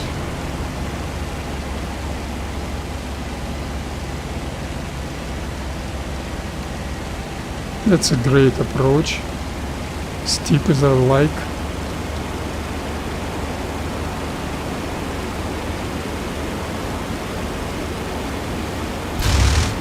It was a hit, but still I needed to adjust a little bit to the left. I need to count on that wind, but still that was a proper good approach. So even with the engine damaged, that's a minor engine damages, I would be able to strafe as I like in a proper way. The strafing pass shouldn't be too shallow. When you've got steep trajectory, that gives you more firepower, less airspeed, and more accurate shooting, more convenient for you. Target, where is the target? Target is okay. I can afford myself start climbing turn earlier.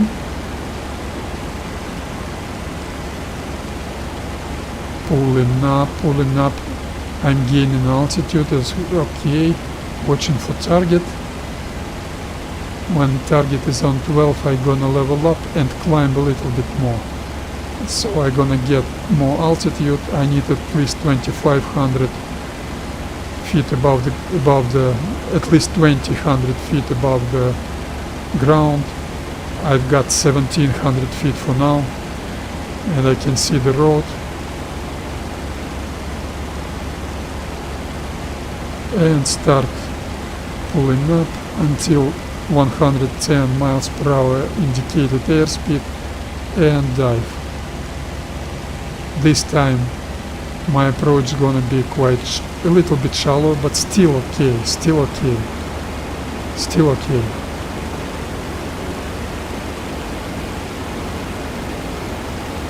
Here you go, that was a hit. Of course, damaged model, I don't like it, but still those 650 caliber machine guns would give a great damage for that vehicle. That was a good hit, that was a good strafing run. I liked it. Let's continue that way. Unfortunately, I will not be able to make my way home. I hate those short missions. 4 hours isn't enough for such a great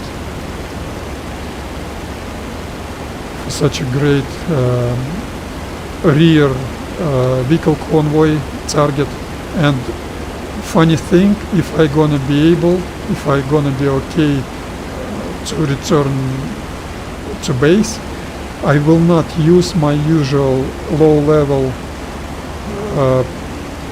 return to base profile. I will climb because I will be out of fuel, and on a high level you've got high altitude, you've got more airspeed.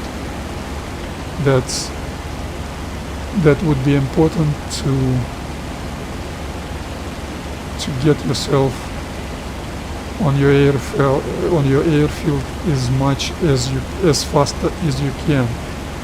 But anyway, I will not be able to do that because I've got my mission time. Maybe I will be able to do that. Let's wait and see. It's only 9 vehicles over here on such a column.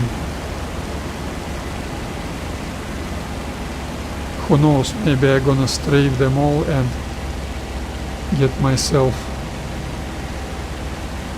on a route flying back to home. Another shallow approach, but anyway, I like it. Not too bad.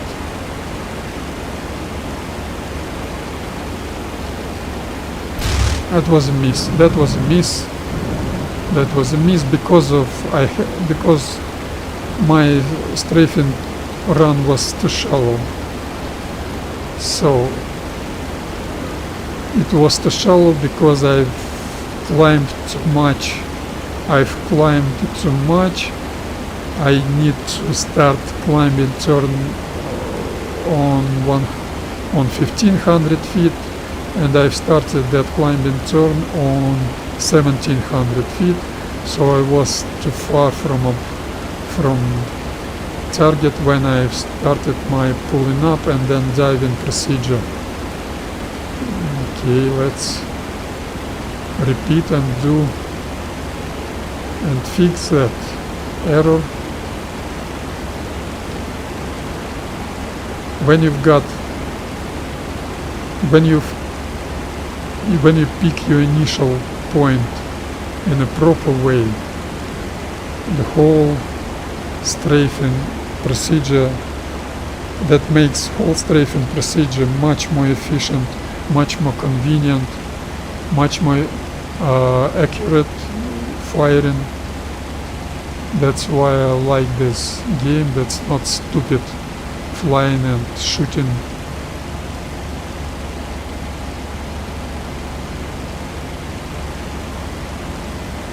That also gives you opportunity to waste minimum ammunition for each target. That's also very important. That's a very important factor, because when you're gonna need to dogfight with somebody, that ammunition, you're gonna need that to survive.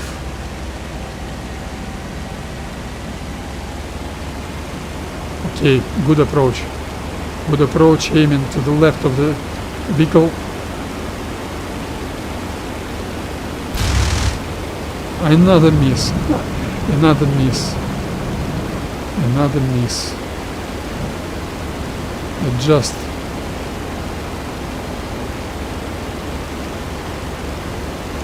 I've adjusted aileron and rudder trims one more click to the left. That was another miss. I could do that better.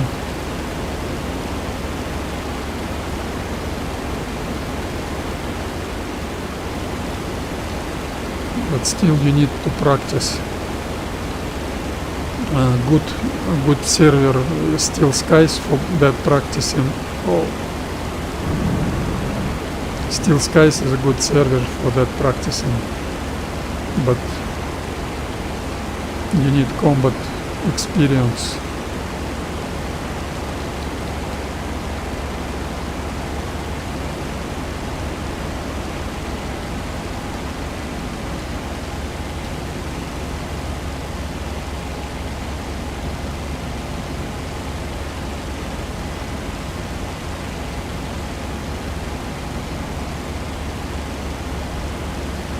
So my gunner is too bad. I need to fix it.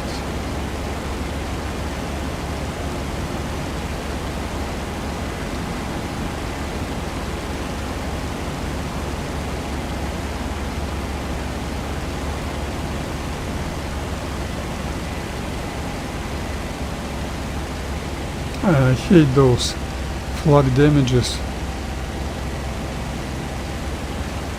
Quite steep approach, I like it. I like it.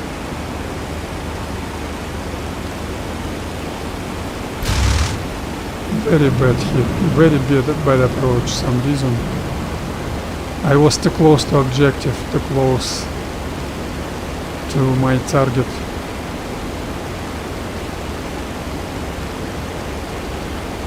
Not good, not good.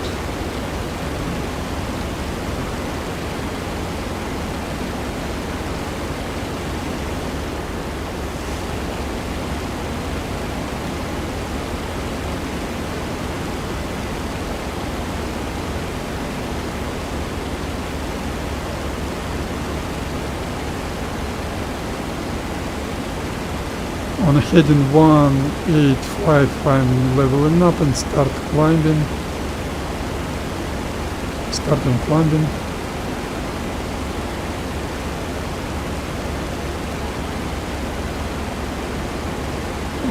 While climbing I watch my vertical speed to be about 3000 feet per minute, and turning left on 1500 feet altitude, adjusting elevator trim, watching target. I able to see my target.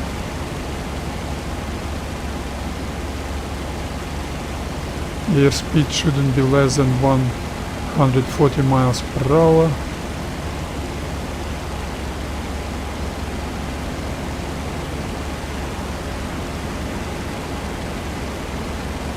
And climb, pulling up.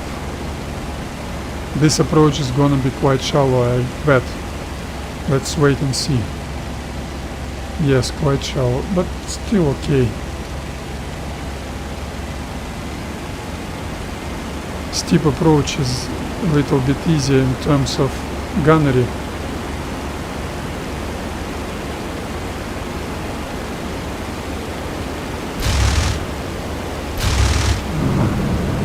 Another miss, but that vehicle has got already been hit by me. Another bad strafing run, That crosswind isn't good. That's only 2 meters per second, and I'm already struggling with that.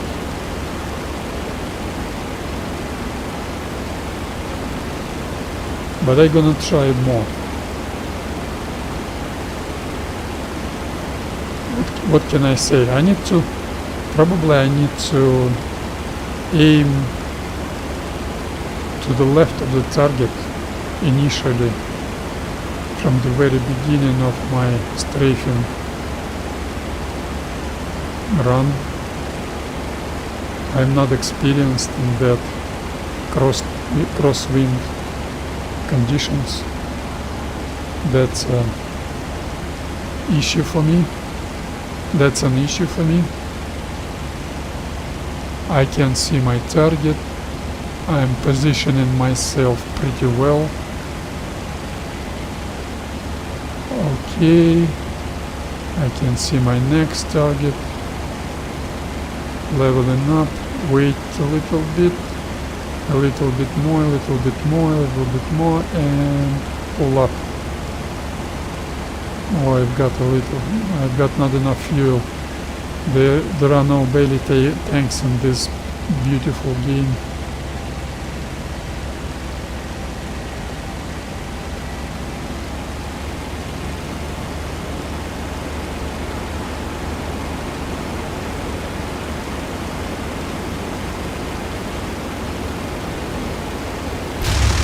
That was a hit. That was satisfactory, I would say. Not good, not excellent, but at least something. Very long burst. So when your gunnery isn't good, you waste more ammo. But all that ammo were on target. So accuracy was good. And now I'm gonna need to do some 3/4 shifting. That's why I'm gonna wait a little bit more until leveling up and climbing. Wait a little bit more, just like that. Leveling up, she starts pulling up by herself and climbing because of that. Trim down a little bit, trim up, watch altitude. When it's 1500 feet altitude, I'm gonna start climbing, or start turning left and adjusting my elevator, and at the same time watching my 45 degrees bank angle, watching my airspeed. Airspeed is okay between 140 and 150 miles per hour, and watch our target. I need visual contact with my target. I'm quite low. Leveling up, she's stabilized. Wait a little bit more and pull up until airspeed is 110 miles per hour indicated, and then dive. That's a comfortable conditions.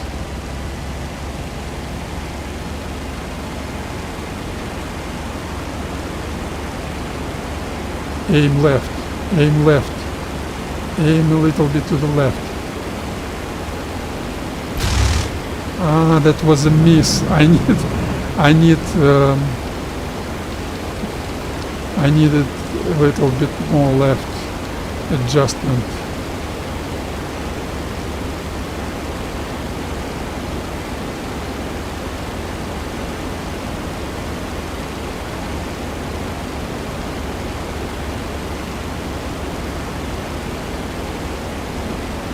Now I would say I need 1/4 shifting. I don't do actual shifting.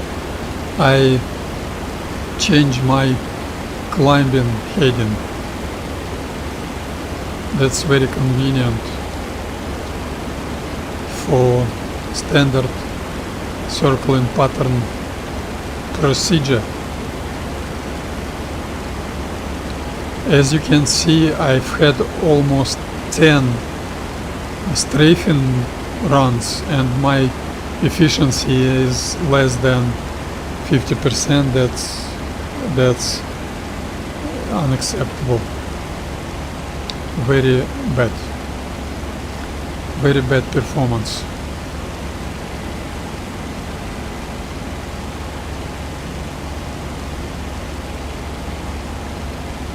I can see my target, leveling up.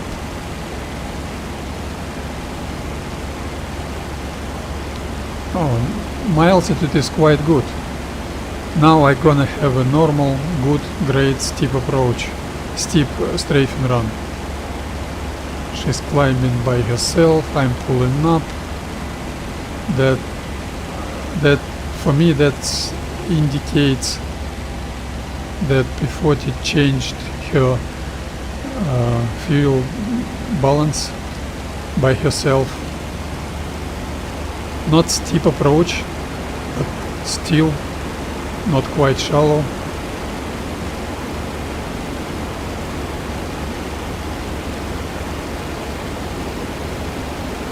Fucking wind. That was a wind shift on a low level. I hate that. I should have steep approaches. That bloody wind. That was a wind shift on a low level. You could see my nose shifted to the right. I hate it. That's another reason why steep strafing passes are much better than shallow strafing passes. Strafing run is much better when it's steep. I like it.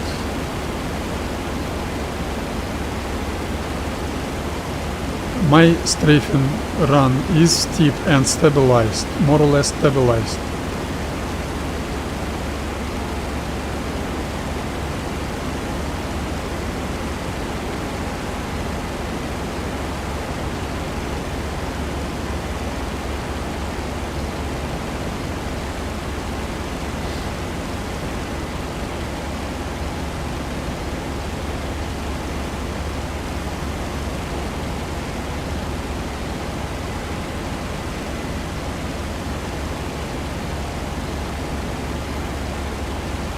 Efficiency is very poor. But anyway, you need to practice, you need to train yourself to make it good.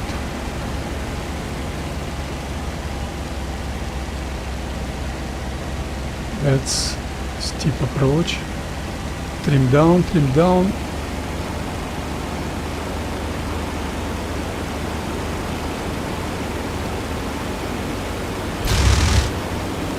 That was a hit, but that was a hit. Okay, another approach and I quit and I'm off. That's too much for me. Anyway, I'm not good in my gunnery. Who knows, maybe I would be able to get myself back home, but I bet I wouldn't be able to do that.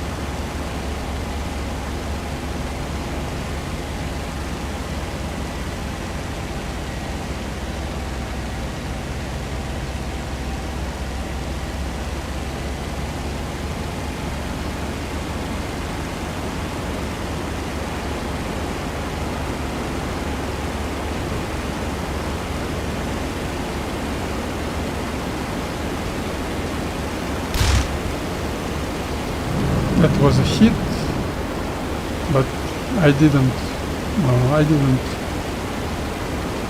destroy that vehicle. Okay, turning to 1015 heading and get ourselves out, get the hell out of here.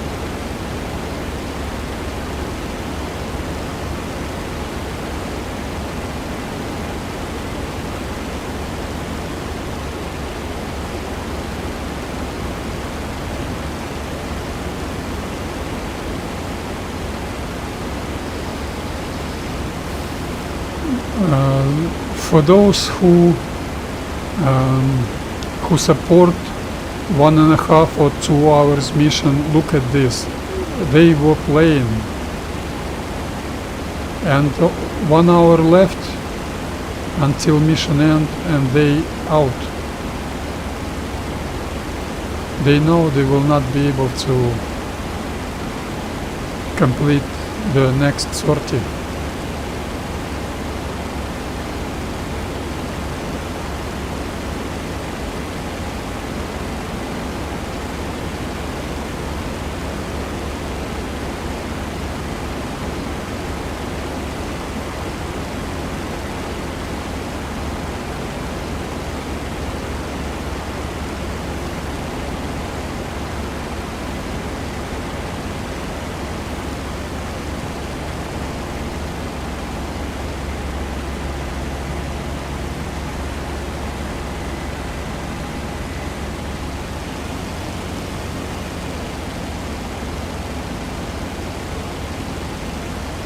Now I'm climbing in order to have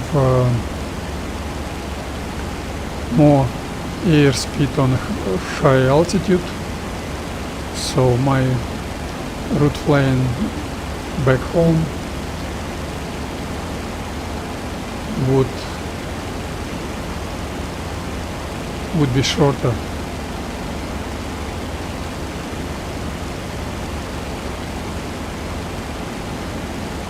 And I don't need a map for that.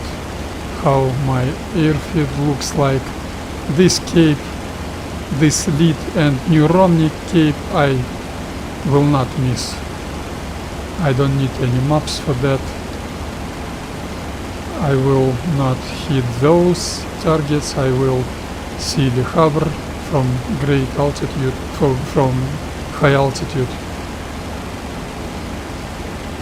And once again, how about our, you can see I'm setting auto lean, and on damaged engine that would cause me to die, because nobody's gonna increase temperature, cylinder temperatures while having damaged engine. But in real life the pilot wouldn't know his engine is damaged. I'm not able to see any damages. My P-40 is more or less stabilized.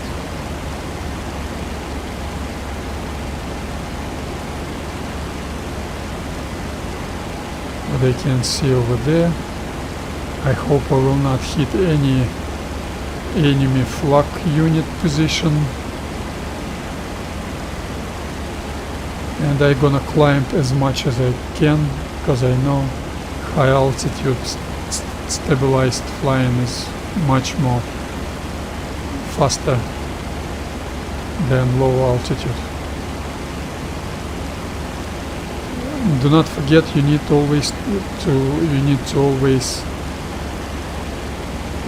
always adjust your manifold pressure manually, because you don't have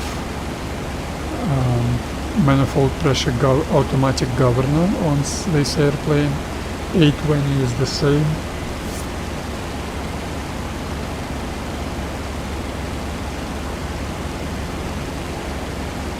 So, to resume my combat activities, gunnery is very poor. I need to practice. I've got I have no problems, issues, but I need to train to practice a little bit more. So today morning, if somebody would ask me how long I didn't play P-40 on combat, I would say a month. Then I checked that, and it appears to be 2 months already, almost 2 months. That's too much. You need to practice,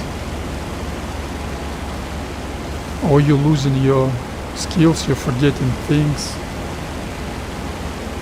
I do not write down anything. I've got no time for that.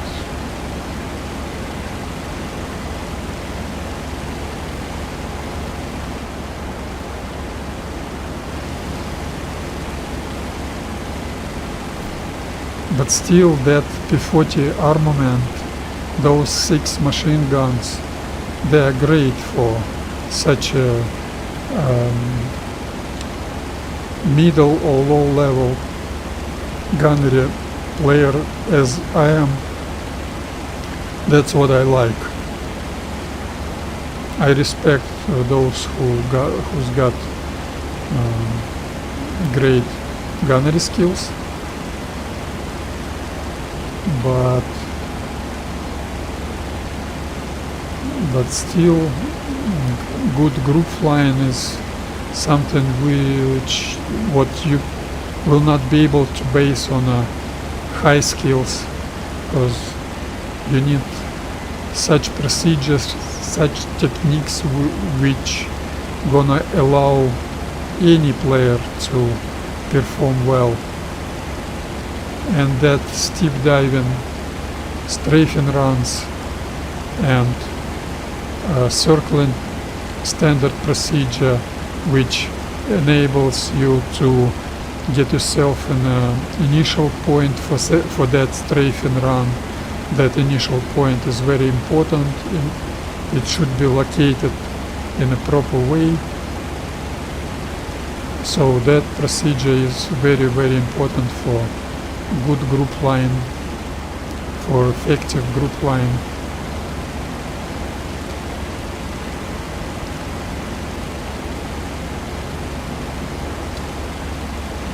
Okay, let's try not to use map. I'm gonna see the shoreline, and I'm gonna know when to turn. My P-40 is absolutely stabilized. I need to adjust power a little bit more.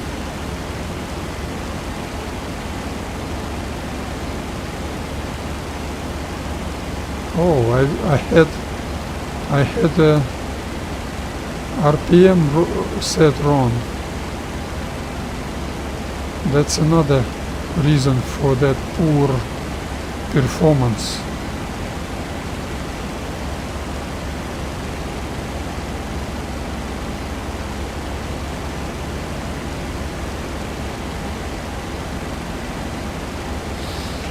I love it. Just look like her, look at her stabilized perfectly, not losing heading, not pitching nose down or pitching nose up. Great airplane. I've got a little bit tendency to bank right. I add one click, rather trim settings to the left. That's gonna allow me to balance here. And I've adjusted manifold pressure. I'm gonna climb more and more.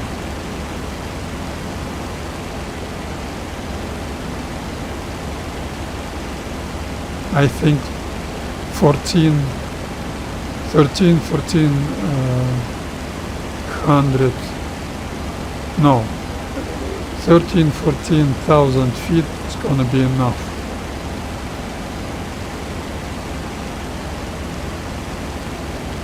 And then I'm gonna practice high-speed diving, because I will not be able to dive on stabilized attitude.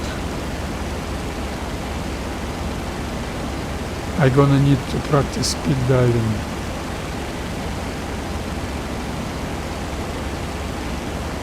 What's on now? 11. Le Havre Bay. Le Havre Bay, I should see it. Do not use map. I've lost my map. Map was burned. I remember that area. I can see Le Havre. Le Havre.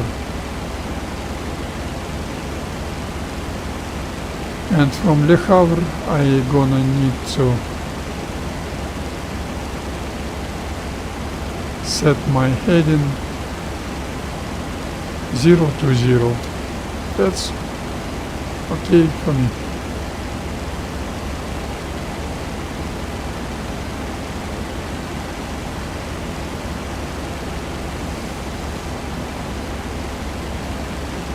I'm losing fuel. Not losing fuel, I'm burning fuel. Less and less fuel left on my fuel tanks.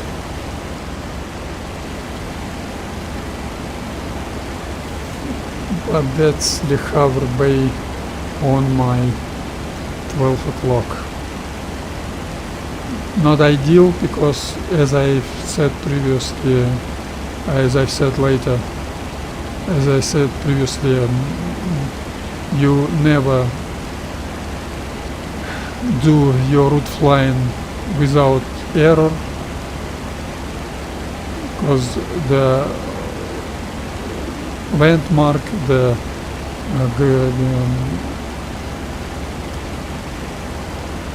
terrain feature which gonna allow you to know where you are shouldn't be on your 12, should be on your 11 or 1 o'clock.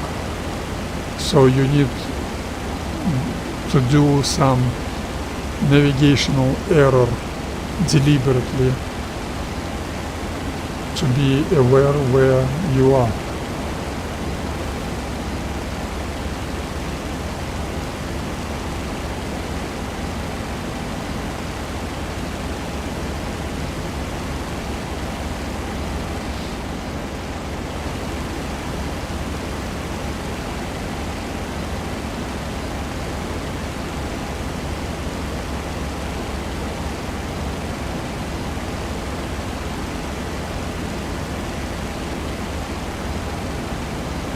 Okay, I need to close down my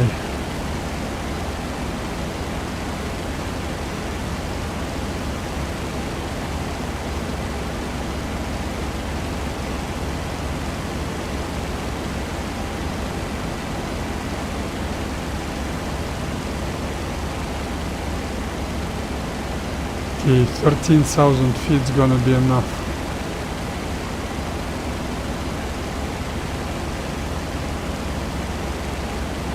You see, temperature immediately rose up. Temperature immediately rose up. I should be more careful with that. Okay. Into the straightened level.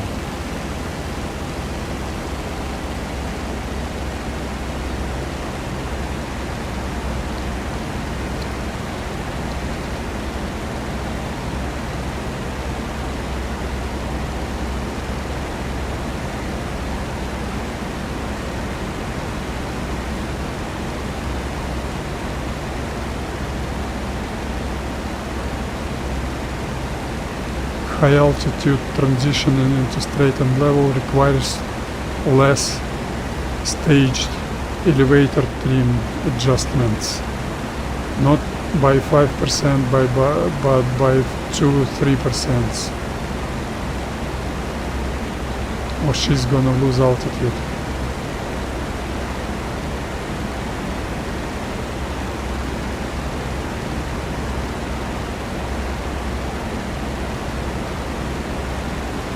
Okay, I don't need Technochat anymore. I should close my radiator, and when she's gonna start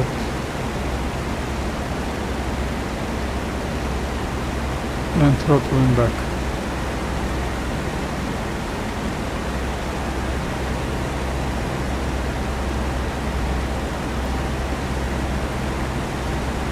That's Cayenne.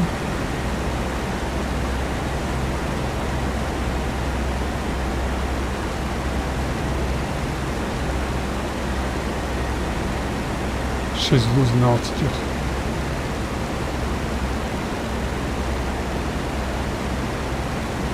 Not enough speed for her, but that 23.0 inches should be enough.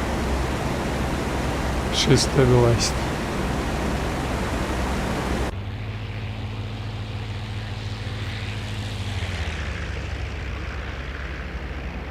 I'm shifting. Oh, I'm shifting left.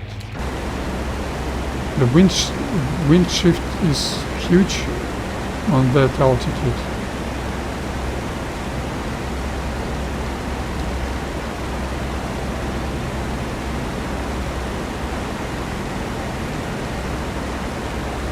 Okay, turn left to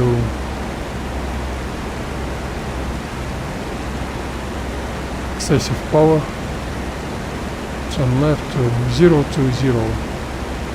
Heading maybe 025. to compensate that wind shifting.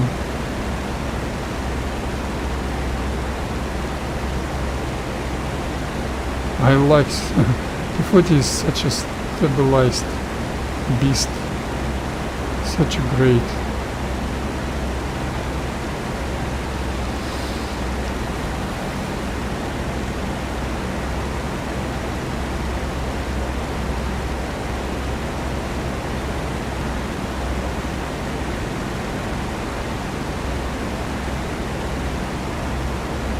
Once again, that was my mistake of thinking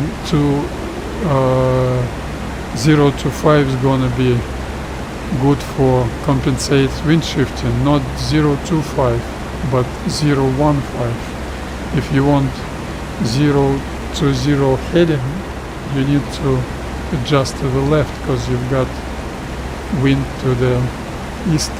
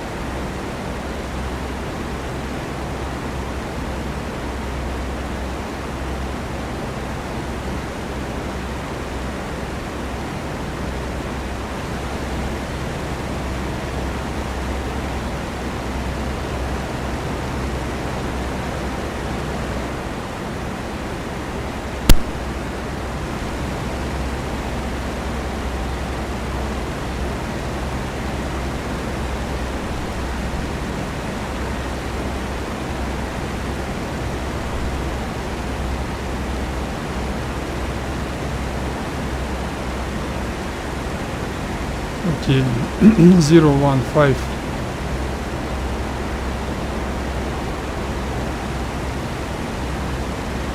So I've got 45 minutes to do route flying back home, approach straight, descent, approach straight, overhead brake pattern, final approach, landing and taxiing to my parking place.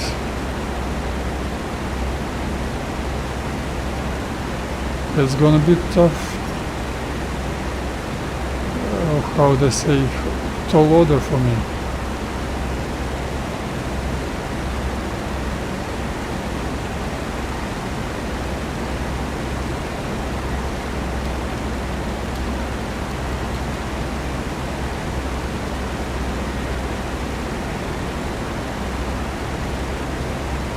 That's why I hate those stupid timing restrictions. Our missions should be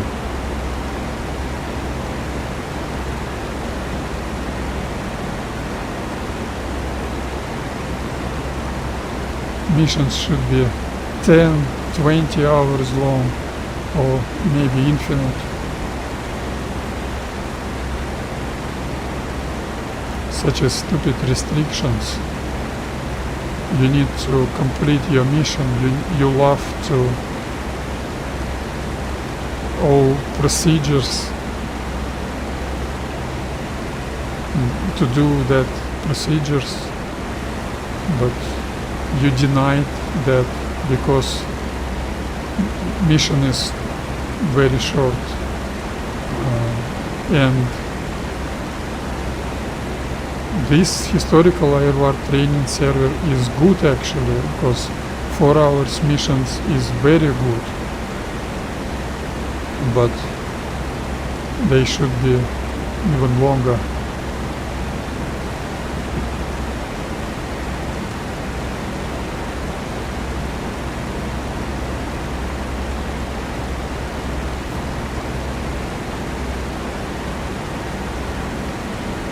So my left wing tank is almost empty.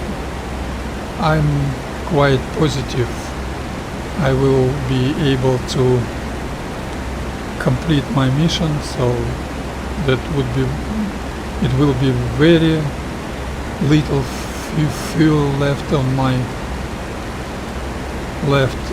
right wing tank, but I will complete, but I'm not positive at all I'm gonna have enough time for that. That's why I do not increase my airspeed.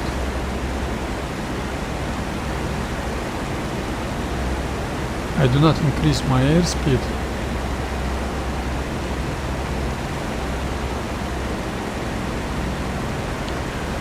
because I need to save fuel. That's a good practice for me. That's a Le Havre Bay, that's a Le Havre Cape. I'm traveling pretty fast. That's a river mouth I've been looking for on my way in. And that's no enemy players available, so no one's gonna hit me. I'm not looking around at all. But I call it combat mission anyway, because those ground target, because dealing with that ground target, especially anti-aircraft flak units, is not a joke.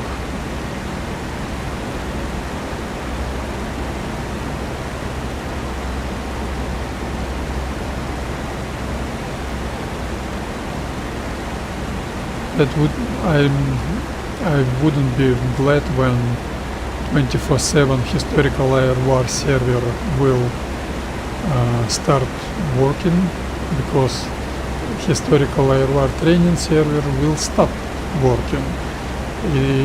That this server doesn't work when you need it. They switch it off for some reasons. That's why I do not fly very much. That was a click. I probably that click was probably my right tank, which is reserve tank probably. Where is the English coast? British coast.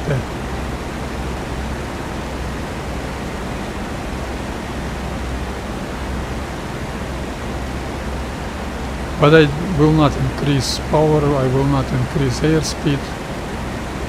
I've gained some altitude. I am quite fast on this altitude.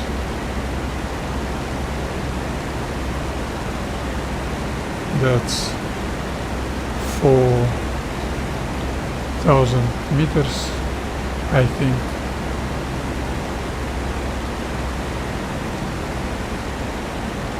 So that's a return to base route flying. I am somewhere over here right now. You can see that at Ritat and Le Havre is beneath my wing. That Le Havre Cape I can see to the right, and I'm not able to see English coast. Cliffs. I will not have enough time probably, but anyway I will do everything by the numbers. I will maintain my procedure. I will not skip or scramble any parts of my mission because of that lack of time. My P-40 is absolutely perfectly stabilized. I need to close radiator a little bit. she's not gonna be stabilized. She's getting lighter and lighter because I'm burning fuel. Now she doesn't pitch her nose down, but she needs less and less air speed to maintain stabilized, straight and level flight. So I've made some throttle adjustments. I did some throttling back right now. 22.6 inches. Let's see if that's enough. Probably that would be not enough.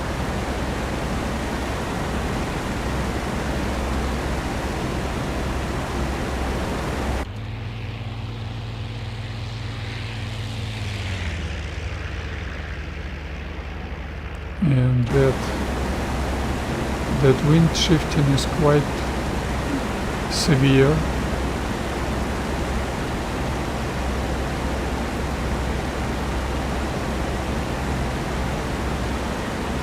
Quite severe.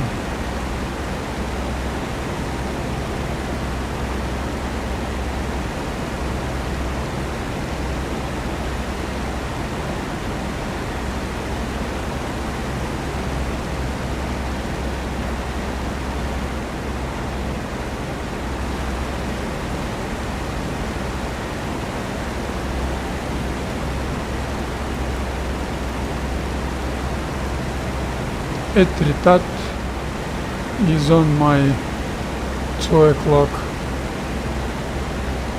Very good terrain feature to know where you are, and that's Le Havre with Le Havre airfield. So I'm somewhere over here,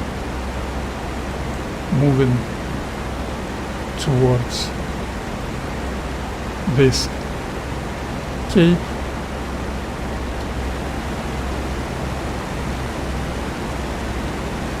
But still I'm not able to see. I can see English coast. I can see it. I will not have enough time to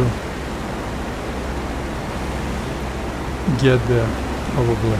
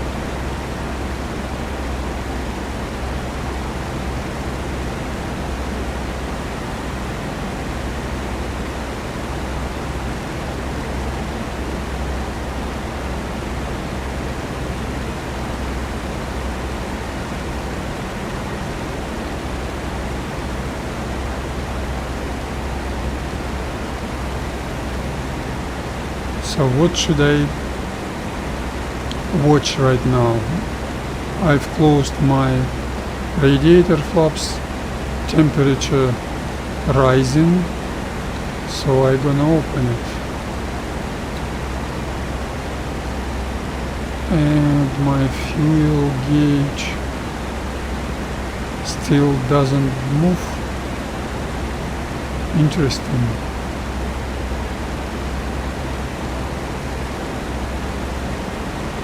That's great. I've got auto lean mixture settings and high altitude, so my fuel flow is very low.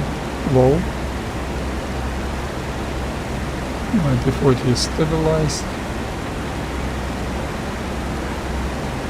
So let's see if there's any capes around Eastbourne Cape, I know that.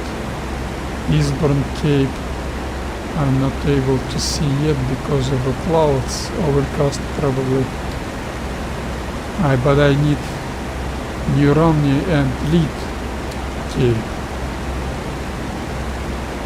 As you can see, I'm losing heading, that's my bad. Let's open up a little bit more. She's still gaining altitude. She's not stabilized. That's why I'm losing heading. That's unacceptable. If you want to lead the group, if you want to lead an element of, if you've got a wingman, you should maintain heading.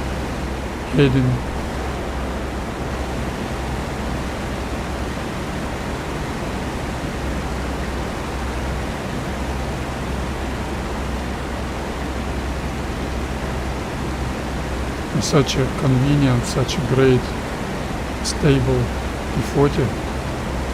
It's easy. I'm opening cowl shutters to reduce airspeed, because as you can see, vertical speed indicator is in positive zone. It's not zero.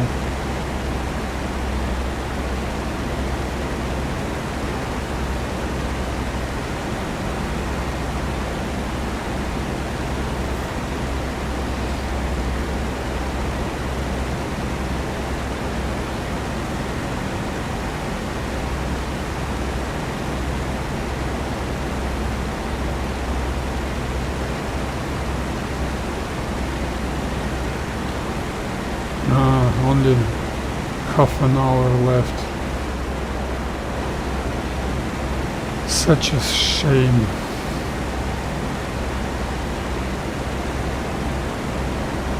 I hope that's not Eastbourne Cape.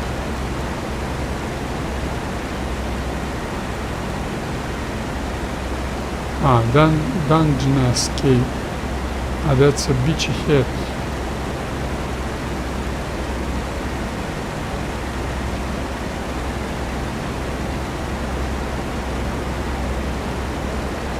That's not a cape at all.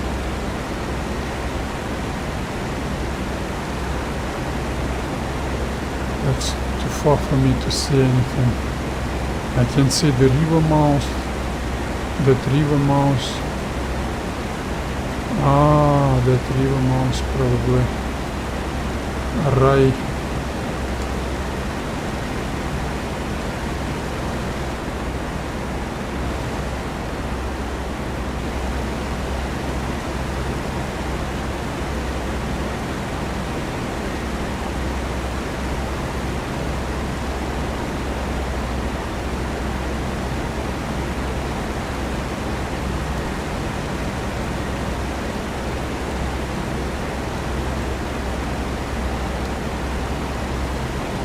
Let's get a little closer to see it in details.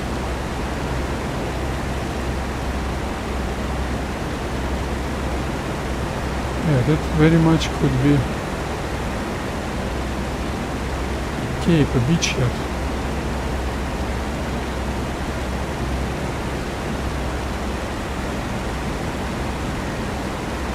My P-40 is stabilized, my fuel. Oh, I'm losing. Fuel is burning. Indicator is moving, so I ain't got too much fuel.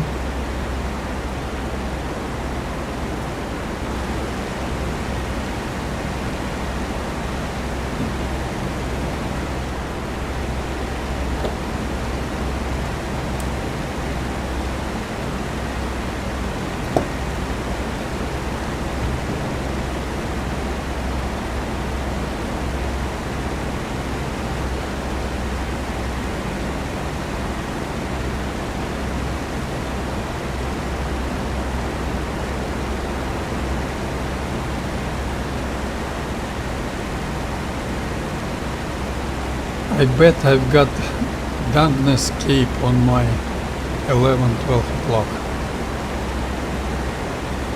Let's turn left a little bit.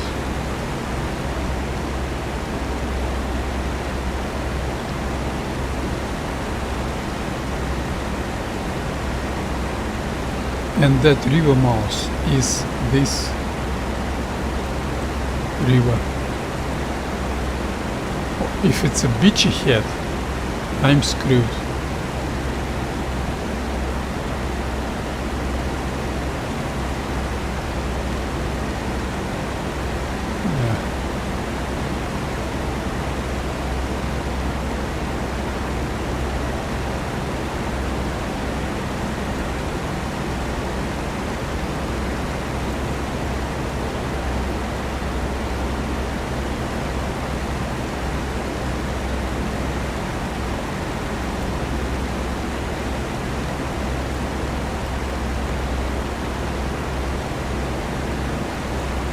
Looks very much like Rai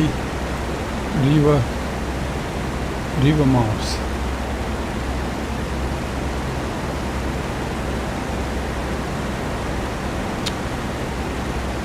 Okay, close my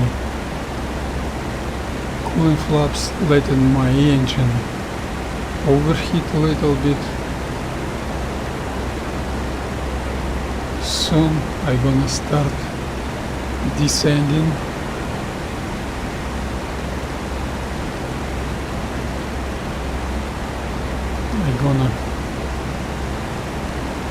So this descending wouldn't be stabilized. I'm gonna maintain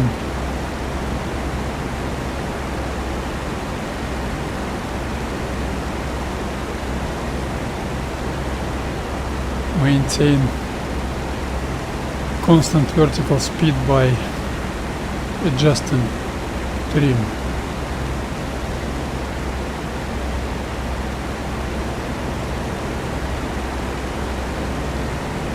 What's this? That's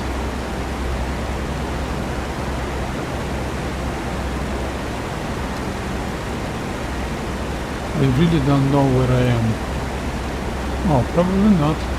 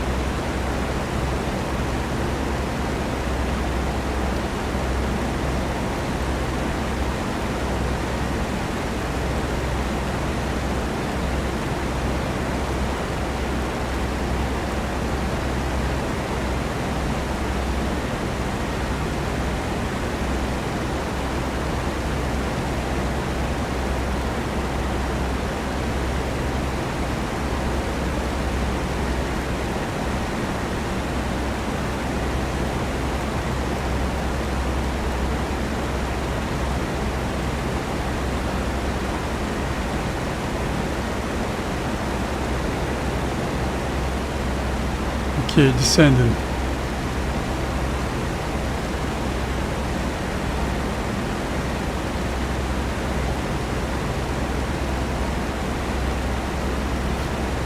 Five 500 feet negative airspeed.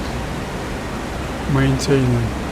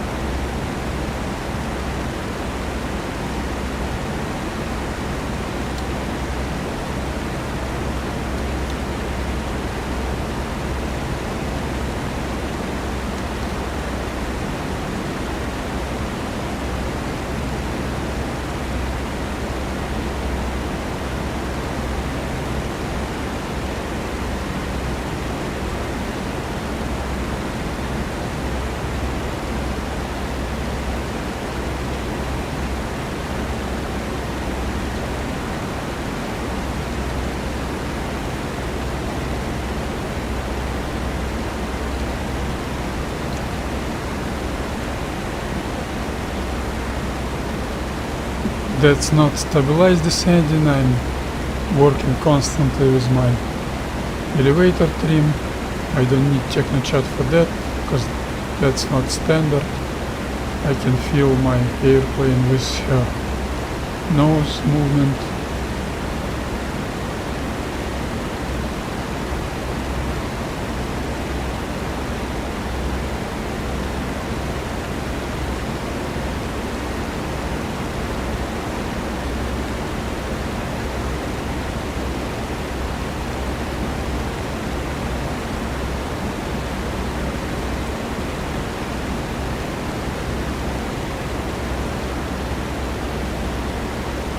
My airspeed has increased.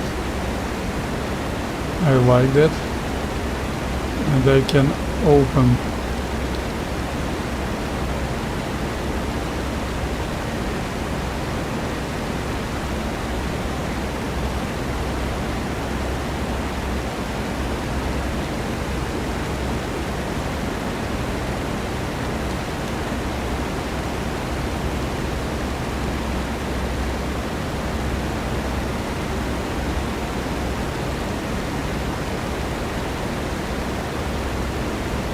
You know, I'm really not sure where I am. Maybe this map isn't right.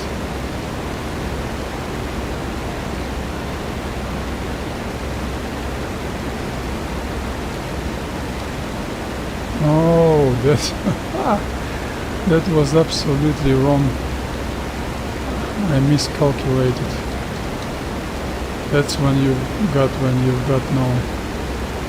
That was absolutely wrong. I was aiming that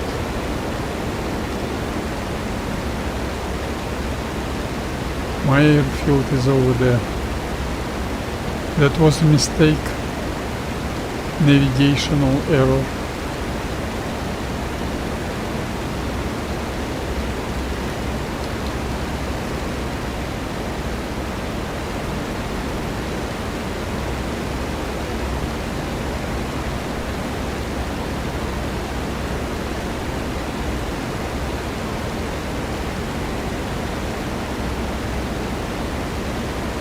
So I don't need such a great vertical speed. Let's make it 500 feet negative.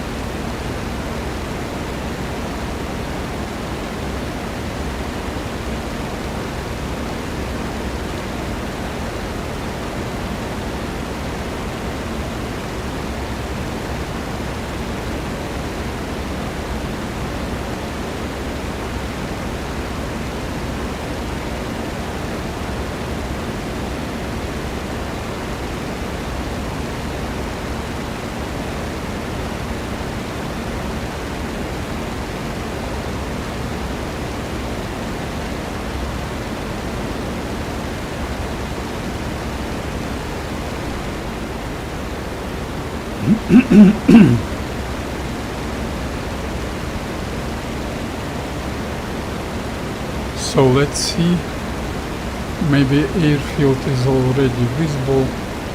Yes, I can see it. Turning right.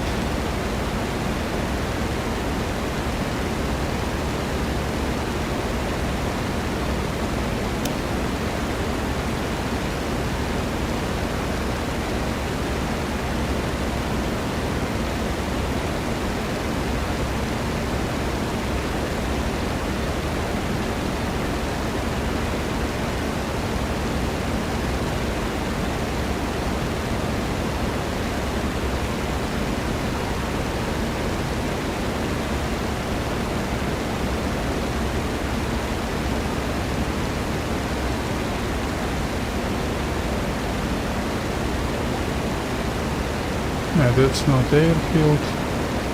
Where's my airfield?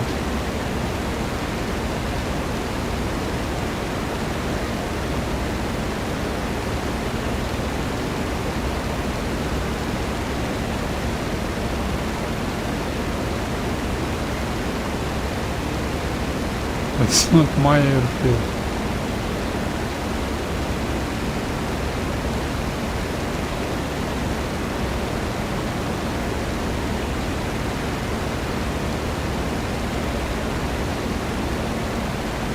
To 7.5.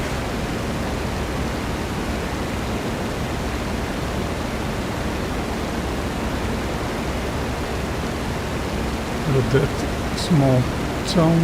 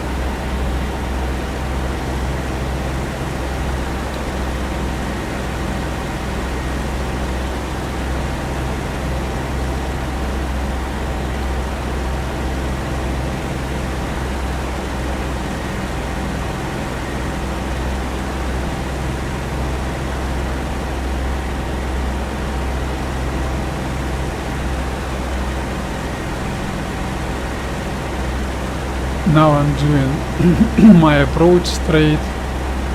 I'm willing to do some overhead brake pattern procedure, and only then I land.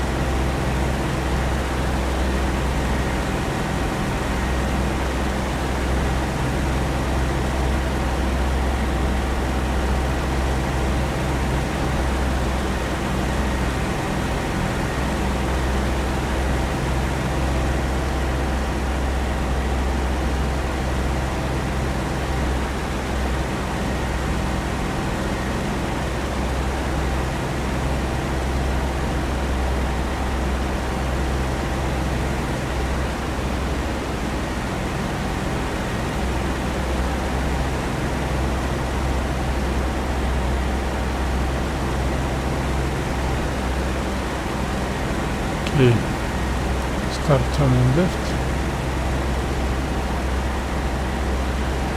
My landing heading's gonna be 175. So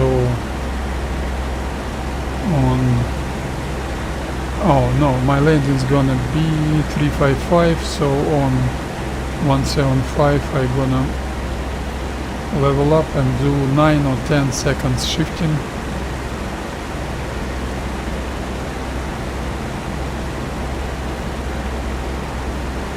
I need to gain altitude, and something else I need to do, how to reach settings. mixture settings. I forgot about that. Before landing checklist wasn't complete. So I'm gaining altitude, and on 175 heading I will level up and wait 10 seconds. That's from my experience. When this P-40 is light, she needs more distance for her final approach.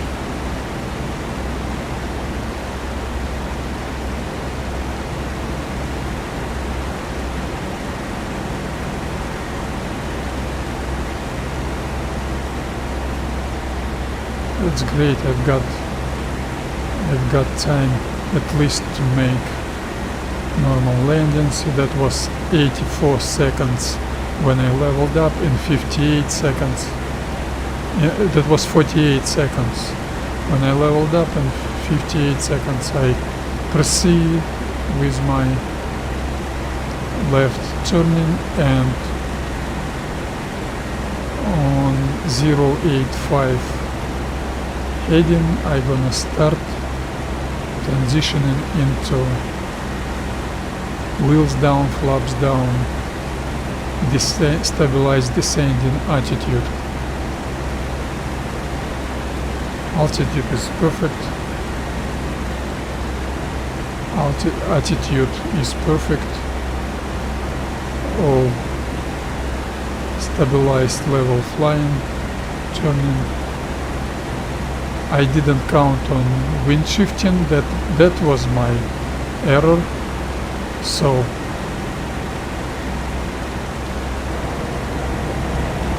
starting that earlier. See, watch our vertical speed, not letting her lose altitude. Pull up, pull up, pull up, pull up. Pull up. Adjusting the rudder trim, and flaps down, nose down. And I'm on final approach, stabilized. Ideal, excellent, perfect. Perfect. Proceed with the landing. Good approach. Absolutely good. Some wind shifting corrections. I'm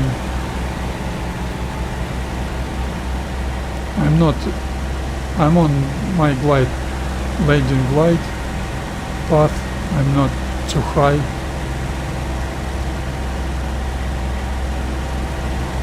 I need less manifold pressure. She is not so heavy. That's gonna be good landing. Let's make it good touchdown.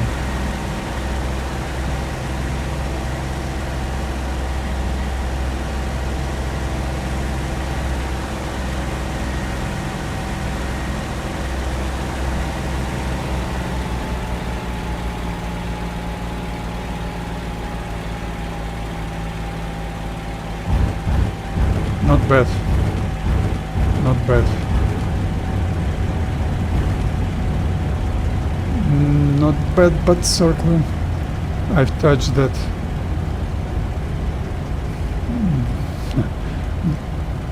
Very bad landing run and circling. That's unacceptable. I've touched the gravel with my right wheel. That's unacceptable.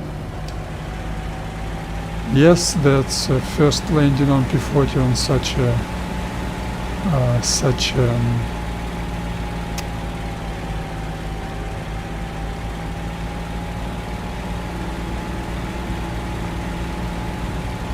such a surface, but still absolutely not acceptable. That circling was my bad. I've touched, my touchdown wasn't in the middle of the landing run, and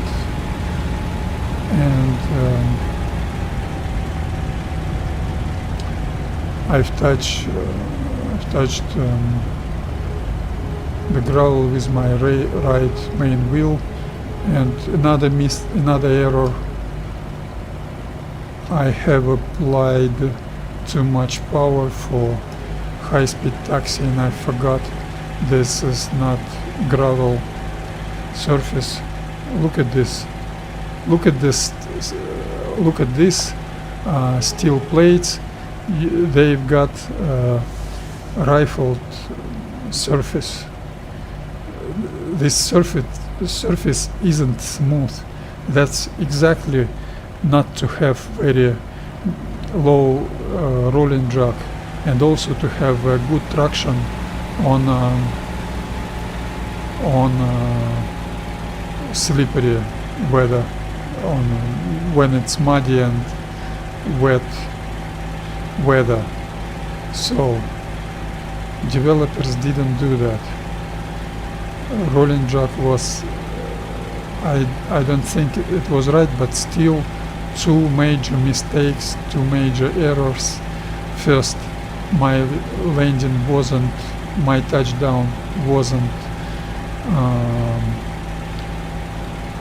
in the middle of the taxi of landing runway, and that's because my low experience with crosswind landings. First of all, the third mistake, the actually first mistake was I didn't make any 1/4 shifting. I should make it with my about 200 seconds overhead brake pattern duration. I needed that to be 3 seconds. I needed 2 or 3 seconds 1/4 shifting. I didn't do that. I forgot about that. So I need more practicing. And the second error was bad touchdown. Touchdown itself were good, but I shifted right and touched the gravel characteristics is quite different from that steel plate surface, so that caused me to steer right.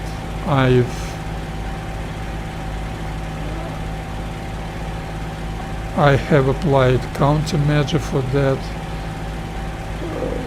so I steered left and didn't apply. I applied brakes. That was right thing to do, but I wasn't successful in that and steered left too much, so that was circling, dangerous, unacceptable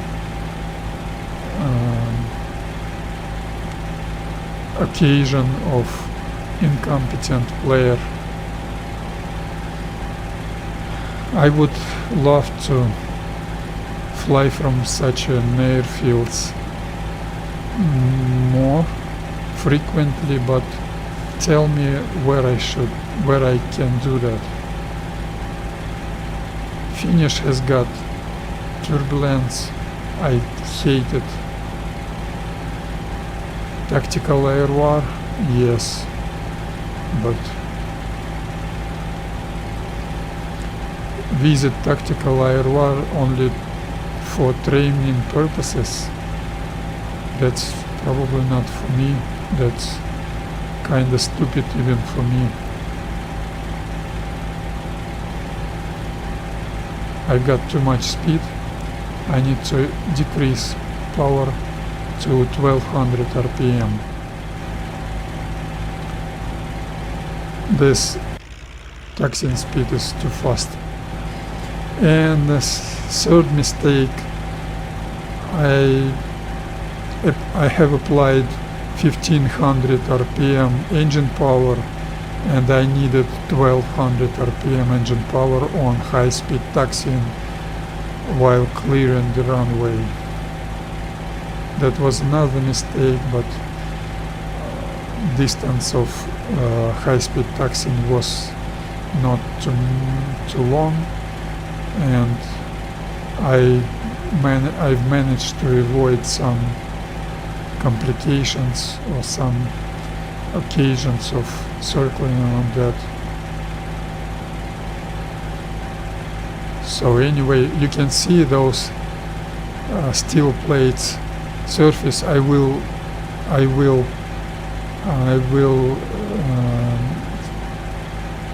speed up immediately. Look at this.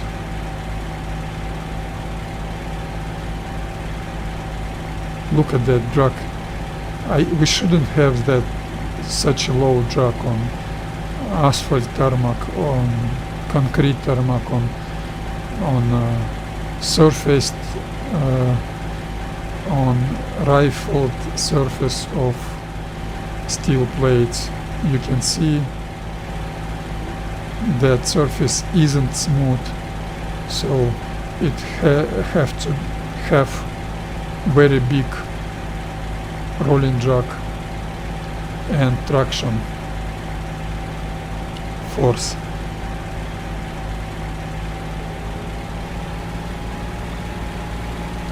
But anyway, mission complete. I got damages with mistakes, with bad gunnery. I've managed to complete that mission. Thank you all for watching. I don't know if I'm gonna fly anymore today. Maybe I need to do some Berloga flying. I didn't fly it. So, any damages? Last seconds. Any damages on the airplane? Yes, look at this. Minor damages. But anyway, thanks for watching. I hope see you tomorrow, but maybe even today. Oh, and I need to dedicate some time for Airborne Troop Carrier Command Discord players. I didn't visit them last week. Probably I'm gonna try it today. Today is a Friday, so expecting another stream today. Maybe 2 streams. Let's wait and see. Thanks for watching. Farewell, goodbye. Take care.